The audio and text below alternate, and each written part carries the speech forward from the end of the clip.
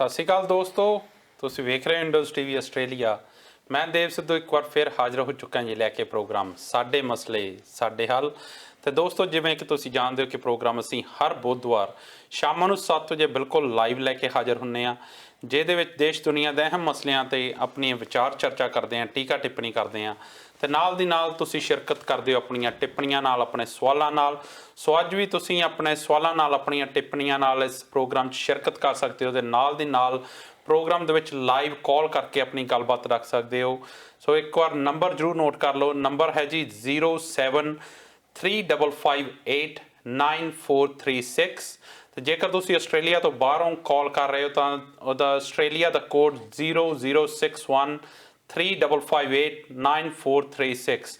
ਤੁਸੀਂ ਕਿਸੇ ਵੀ time programme ਦੇ ਦੌਰਾਨ ਆਪਣੀ ਲਾਈਵ ਗੱਲਬਾਤ ਕਰਕੇ, ਕਾਲ ਕਰਕੇ ਲਾਈਵ ਗੱਲਬਾਤ ਕਰ ਸਕਦੇ ਹੋ, ਜੁੜ ਸਕਦੇ ਹੋ। ਸੋ ਪਰ ਉਸ ਤੋਂ ਪਹਿਲਾਂ ਸਵਾਗਤ ਕਰੀਏ ਦਲਜੀਤ ਸਿੰਘ ਹੁਣਾਂ ਦਾ, ਫਿਰ ਕਰਦੇ ਹਾਂ ਅਗਲੀ ਗੱਲਬਾਤ। ਦਲਜੀਤ ਜੀ, ਪਿਆਰ ਭਰੀ ਸਤਿ ਸ਼੍ਰੀ ਅਕਾਲ ਤੇ ਨਿੱਘਾ ਸਵਾਗਤ ਜੀ ਪ੍ਰੋਗਰਾਮ ਜੀ। ਸਤਿ ਸ਼੍ਰੀ ਅਕਾਲ ਜੀ ਦੇਵ ਸਿੱਧੂ ਸਾਹਿਬ, ਤੇ ਸਤਿ ਸ਼੍ਰੀ ਅਕਾਲ ਸਾਰੇ IndozTv ਦੇਖ ਰਹੇ ਦਰਸ਼ਕਾਂ ਨੂੰ। ਤੇ ਆਸ ਕਰਦਾ ਕਿ ਤੁਸੀਂ ਤੰਦਰੁਸਤ ਹੋਵੋਗੇ, ਖੁਸ਼ ਹੋਵੋਗੇ। ਅੱਛਾ ਦਲਜੀਤ ਜੀ, ਪਤਾ ਅੱਜ ਤਰੀਕ ਕਿਹੜੀ ਆ? ਅੱਜ 31 ਮਾਰਚ ਹੈ ਜੀ। ਮੈਂ ਤਰੀਕ ਤਾਂ ਪੁੱਛੀ, ਚਲੋ ਖੈਰ ਹੁਣ ਕਰੋਨਾ ਵਾਇਰਸ ਨੇ ਬਦਲਤਾ ਸਭ ਕੁਝ, ਅੱਜ ਦਾ ਮਾਹੌਲ ਥੋੜ੍ਹਾ ਜਿਹਾ ਚੇਂਜ ਹੋ ਗਿਆ। ਪਰ ਆਪਣੇ ਟਾਈਮਾਂ ਜੋ ਆਪਾਂ ਨਿਆਣੇ ਹੁੰਦੇ ਸੀ, 31 ਮਾਰਚ ਤੋਂ ਜਿਹੜੀ ਪਹਿਲੀ ਰਾਤ ਸੀ ਨਾ, ਉਦੋਂ ਨੀਂਦ ਥੋੜ੍ਹੀ ਕਹਿੰਦੇ ਹੁੰਦੇ ਅੱਧੇ ਸੁੱਤੇ ਅੱਧੇ ਜਾਗਦੇ, ਕਿਉਂਕਿ ਧਿਆਨ ਜਿਹੜਾ ਉਹ 31 ਮਾਰਚ ਦੇ ਨਤੀਜਿਆਂ 'ਤੇ ਹੁੰਦਾ ਸੀ। 31 ਮਾਰਚ ਨੂੰ ਨਤੀਜੇ ਹੁੰਦੇ ਹੁੰਦੇ ਸੀ ਸਕੂਲਾਂ ਦੇ, ਤੋਂ ਇੱਕ ਦਿਨ ਪਹਿਲਾਂ ਆਪਾਂ ਜਿੰਨੇ ਲਾਗੇ ਗੁਰਦੁਆਰੇ ਮੰਦਿਰ ਹੁੰਦੇ ਸੀ ਉਹ ਸਾਰੇ ਗਾਹ ਮਾਰੀਦੇ ਸੀ, ਬਾਬੇ ਨੂੰ ਮਿੰਨਤਾਂ ਕਰੀਦੀਆਂ, ਬਾਬਾ ਯਾਰ ਕੀ ਲੰਘਾ ਦੇ, ਅਗਲੀ ਵਾਰ ਪੜ੍ਹਿਆ ਕਰਾਂਗੇ। ਆਇਆ ਕੁਝ ਯਾਦ? ਬਿਲਕੁਲ, 31 ਮਾਰਚ ਬੜਾ ਅਹਿਮ ਦਿਨ ਹੁੰਦਾ ਸੀ, ਖਾਸ ਤੌਰ 'ਤੇ ਸਟੂਡੈਂਟਸ ਲਾਈਫ ਦੇ ਵਿੱਚ ਜੀ। Primary, high school, senior secondary school ਤੱਕ ਜਿਹੜੀਆਂ ਕਲਾਸਿਸ ਬੋਰਡ ਦੀਆਂ ਨਹੀਂ ਹੁੰਦੀਆਂ ਸੀ, ਉਹਨਾਂ ਦਾ ਜਿਹੜਾ ਰਿਜ਼ਲਟ ਆ ਉਹ 31 ਮਾਰਚ ਨੂੰ ਕੱਢਦੇ ਹੁੰਦੇ ਸੀ ਜੀ। ਤੇ ਜਿਹੜੇ ਤਾਂ ਇੰਟੈਲੀਜੈਂਟ ਹੁੰਦੇ ਸੀ ਜਾਂ ਜਿਨ੍ਹਾਂ ਨੂੰ ਆਸ ਹੁੰਦੀ ਸੀ ਕਿ ਅਸੀਂ ਪਾਸ ਹੋ ਹੀ ਜਾਣਾ ਆ, ਤੇ ਉਹ ਫੁੱਲ ਲੈ ਕੇ ਜਾਂਦੇ ਹੁੰਦੇ ਸੀ ਜੀ। ਤੇ ਉਸ ਦਿਨ ਕਿਉਂਕਿ ਅਧਿਆਪਕ ਵੀ ਥੋੜ੍ਹੀ ਜਿਹਾ ਟਾਈਮ ਲੈਂਦੇ ਹੁੰਦੇ ਸੀ, 12 ਵਜੇ ਆ ਜਾਓ, 1 ਵਜੇ ਆ ਜਾਓ, 3 ਵਜੇ, ਬੜਾ ਤਰਸਾ ਕੇ ਕੱਢਦੇ ਹੁੰਦੇ ਸੀ ਰਿਜ਼ਲਟ। ਤੇ ਜਿਹੜੇ ਫੇਲ ਹੋ ਜਾਂਦੇ ਹੁੰਦੇ ਸੀ ਫਿਰ ਉਹਨਾਂ ਦੇ ਲਈ ਬੜਾ ਇਹ ਮਾੜਾ ਦਿਨ ਵੀ ਸਾਬਤ ਹੋ ਜਾਂਦਾ ਸੀ ਜੀ। ਪਰ ਇੱਕ ਖੁਸ਼ੀਆਂ ਭਰਿਆ ਦਿਨ ਆਉਂਦਾ ਸੀ ਕਿ ਬੱਚੇ ਇੱਕ ਕਲਾਸ ਤੋਂ ਅਗਲੀ ਕਲਾਸ ਦੇ ਵਿੱਚ ਜਾਂਦੇ ਸੀ ਜੀ। 31 ਮਾਰਚ ਦੀ ਵੈਸੇ ਹੋਰ ਵੀ ਅਹਿਮ ਕਈ ਉਪਲਬਧੀਆਂ ਹੈਗੀਆਂ, ਜਿੱਦਾਂ ਇੱਕ ਠੇਕੇ ਟੁੱਟਦੇ ਆ ਜੀ। ਤੇ ਠੇਕੇ ਟੁੱਟਦੇ ਆ ਤੇ ਉਹਦੇ ਨਾਲ ਸ਼ਰਾਬਾਂ ਅੱਜ ਕੱਲ ਬਹੁਤ ਸਸਤੀਆਂ ਹੋ ਜਾਂਦੀਆਂ ਜੀ। ਉਹਦਾ ਕਾਰਨ ਇਹ ਹੁੰਦਾ ਕਿ ਠੇਕਿਆਂ ਦੀ ਜਿਹੜੀ ਬੋਲੀ ਆ 31 ਮਾਰਚ ਤੱਕ ਹੁੰਦੀ ਆ। ਆਪਾਂ ਉਧਰ ਵੀ ਚੱਲਾਂਗੇ ਦਲਜੀਤ ਜੀ, ਪਰ ਜਦੋਂ ਪਹਿਲਾਂ ਮੈਂ ਨਿਆਣਿਆਂ ਦੀ ਗੱਲ ਕਰਾਂ ਆਪਣੇ ਟਾਈਮਾਂ ਦੀ, ਤਾਂ ਇੱਕ ਸਵੇਰੇ ਇੱਕ ਤਾਂ ਜਿਹੜੇ ਅਧਿਆਪਕ ਉਹ ਜਿੱਦਾਂ ਤੁਸੀਂ ਕਿਹਾ ਕਿ ਤਰਸਾ ਕੇ ਦਿੰਦੇ ਹੁੰਦੇ ਸੀ ਰਿਜ਼ਲਟ, ਇੱਕ ਸਾਰਾ ਧਿਆਨ ਸ਼ਾਮਾਂ ਨੂੰ ਲੱਗਾ ਹੁੰਦਾ ਸੀ ਕਿ ਸ਼ਾਮਾਂ ਨੂੰ ਅੱਜ ਜਿੱਦਾਂ ਦਾ ਰਿਜ਼ਲਟ ਆਇਆ, ਸ਼ਾਮਾਂ ਨੂੰ ਉੱਦਾਂ ਦੀ ਮਹਿਮਾਨ ਨਵਾਜੀ ਬਾਪੂ ਨੇ ਵੀ ਕਰਨੀ ਆ। ਜੇ ਵਧੀਆ ਰਿਜ਼ਲਟ ਆਇਆ ਤਾਂ ਬਾਪੂ ਵਧੀਆ ਖੁਸ਼ ਹੋਣਗੇ, ਨਹੀਂ ਤਾਂ ਜੁੱਤੀਆਂ ਪੈਣੀਆਂ ਘਰੋਂ। ਸੋ ਸਾਰਾ ਧਿਆਨ ਉਸ ਵੇਲੇ ਉੱਧਰ ਲੱਗਾ ਹੁੰਦਾ ਸੀ। ਬਹੁਤ ਜਿਹੜਾ ਵਧੀਆ, ਜਿਹੜਾ ਇੰਪੋਰਟੈਂਟ ਦਿਨ ਕਹਿ ਸਕਦੇ ਆ ਜਿਹੜਾ ਸਾਡੇ ਵਿਦਿਆਰਥੀਆਂ ਦੇ ਜੀਵਨ ਦੇ ਵਿੱਚ। ਤਾਂ ਦੂਜਾ, ਤੁਸੀਂ ਸਤਿੰਦਰ ਸਰਤਾਜ ਹੋਣਾ ਦਾ ਗਾਣਾ ਸੁਣਿਆ ਹੋਣਾ ਕਿ ਪੀਣ ਵਾਲੇ ਪੀਣ ਦਾ ਜਗਾੜ ਤਾਂ ਬਣਾ ਹੀ ਲੈਂਦੇ, ਅੰਡੇ ਨਾਲ ਗੰਢੇ ਨਾਲ, ਖਾਰੇ ਨਾਲ ਠੰਡੇ ਨਾਲ। ਸੋ ਅੱਜ ਪੀਣ ਵਾਲਿਆਂ ਦਾ ਵੀ ਦਿਨ ਹੈ, ਜਿੱਦਾਂ ਠੇਕੇ ਟੁੱਟਦੇ ਆ, ਉਹਨਾਂ ਬਾਰੇ ਵੀ ਕਰੋ 2-4 ਗੱਲਾਂ। ਉਹਦਾ ਕਾਰਨ ਇਹ ਆ ਕਿ ਕਿਉਂਕਿ ਬੋਲੀ ਲੱਗਦੀ ਹੈ ਇੱਕ ਸਾਲ ਦੀ ਹੁੰਦੀ ਹੈ, 31 ਮਾਰਚ ਤੱਕ ਕਲੀਅਰ ਕਰਨੇ ਹੁੰਦੇ ਆ। ਹੁਣ ਉਹ ਕਈ ਹੁੰਦੇ ਲੋਕ ਜਿਨ੍ਹਾਂ ਨੂੰ ਅਗਲਾ ਠੇਕਾ ਨਹੀਂ ਮਿਲਦਾ ਪਰ ਉਹਨਾਂ ਦੇ ਕੋਲ ਸਟਾਕ ਪਿਆ ਹੁੰਦਾ, ਉਹ ਫਿਰ ਉਹ ਸਟਾਕ ਪੁਰਾਣਾ ਜਿਹੜਾ ਕੱਢਣ ਦੀ ਕੋਸ਼ਿਸ਼ ਕਰਦੇ ਆ ਤੇ ਉਹਦੀ ਜਿਹੜਾ ਭਾਅ ਆ ਕਾਫੀ ਡੇਗ ਦਿੱਤਾ ਜਾਂਦਾ। ਇਹ ਡਿਪੈਂਡ ਕਰਦਾ ਵੀ ਅਗਲਾ ਠੇਕਾ ਕਿਹਦੇ ਕੋਲ ਗਿਆ। ਬਿਲਕੁਲ। ਪਰ ਜ਼ਿਆਦਾਤਰ ਇਹ ਕਿਹਾ ਜਾਂਦਾ ਕਿ ਇਹ ਬੜੀ ਕੁਆਲਿਟੀ ਮਾੜੀ ਦੀ ਸ਼ਰਾਬ ਹੁੰਦੀ ਆ, ਕਿਉਂਕਿ ਇਹਦੇ ਵਿੱਚ ਫਿਰ ਲਾਲਚ ਉਹ ਕਰਦੇ ਆ ਜਿਨ੍ਹਾਂ ਦੇ ਕੋਲ ਠੇਕੇ ਨਹੀਂ ਰਹਿੰਦੇ, ਫਿਰ ਉਹਦੇ ਵਿੱਚ ਨਸ਼ੀਲੀਆਂ ਦਵਾਈਆਂ ਦੇ ਨਾਲ ਜਾਂ ਬਨੌਟੀ ਢੰਗਾਂ ਦੇ ਨਾਲ ਬਣਾਈ ਹੋਈ ਸ਼ਰਾਬ ਵੀ ਦਿੱਤੀ ਜਾਂਦੀ ਆ। ਫਿਰ ਓਵਰਡੋਜ਼ ਵੀ ਹੋ ਜਾਂਦੀ ਹੈ ਸ਼ਰਾਬ ਇਹਦੇ ਵਿੱਚ। ਤੇ ਜਿਹੜੀ 1 ਅਪ੍ਰੈਲ ਆਉਂਦੀ ਆ, ਵੈਸੇ ਤਾਂ ਉਹਨੂੰ ਝੂਠ ਦਾ ਦਿਨ ਮੰਨਿਆ ਜਾਂਦਾ, ਕੱਲ੍ਹ ਦਾ ਦਿਨ ਜਿਹੜਾ ਹੋਣਾ, ਉਸ ਦਿਨ ਫਿਰ ਇੱਦਾਂ ਦੀਆਂ ਵੀ ਆਉਂਦੀਆਂ ਵੀ ਬਹੁਤ ਸਾਰਿਆਂ ਦੀਆਂ ਤਬੀਅਤ ਖਰਾਬ ਹੁੰਦੀ ਆ, ਮੌਤਾਂ ਆਉਣ ਦੀਆਂ ਵੀ ਖਬਰਾਂ ਆਉਂਦੀਆਂ।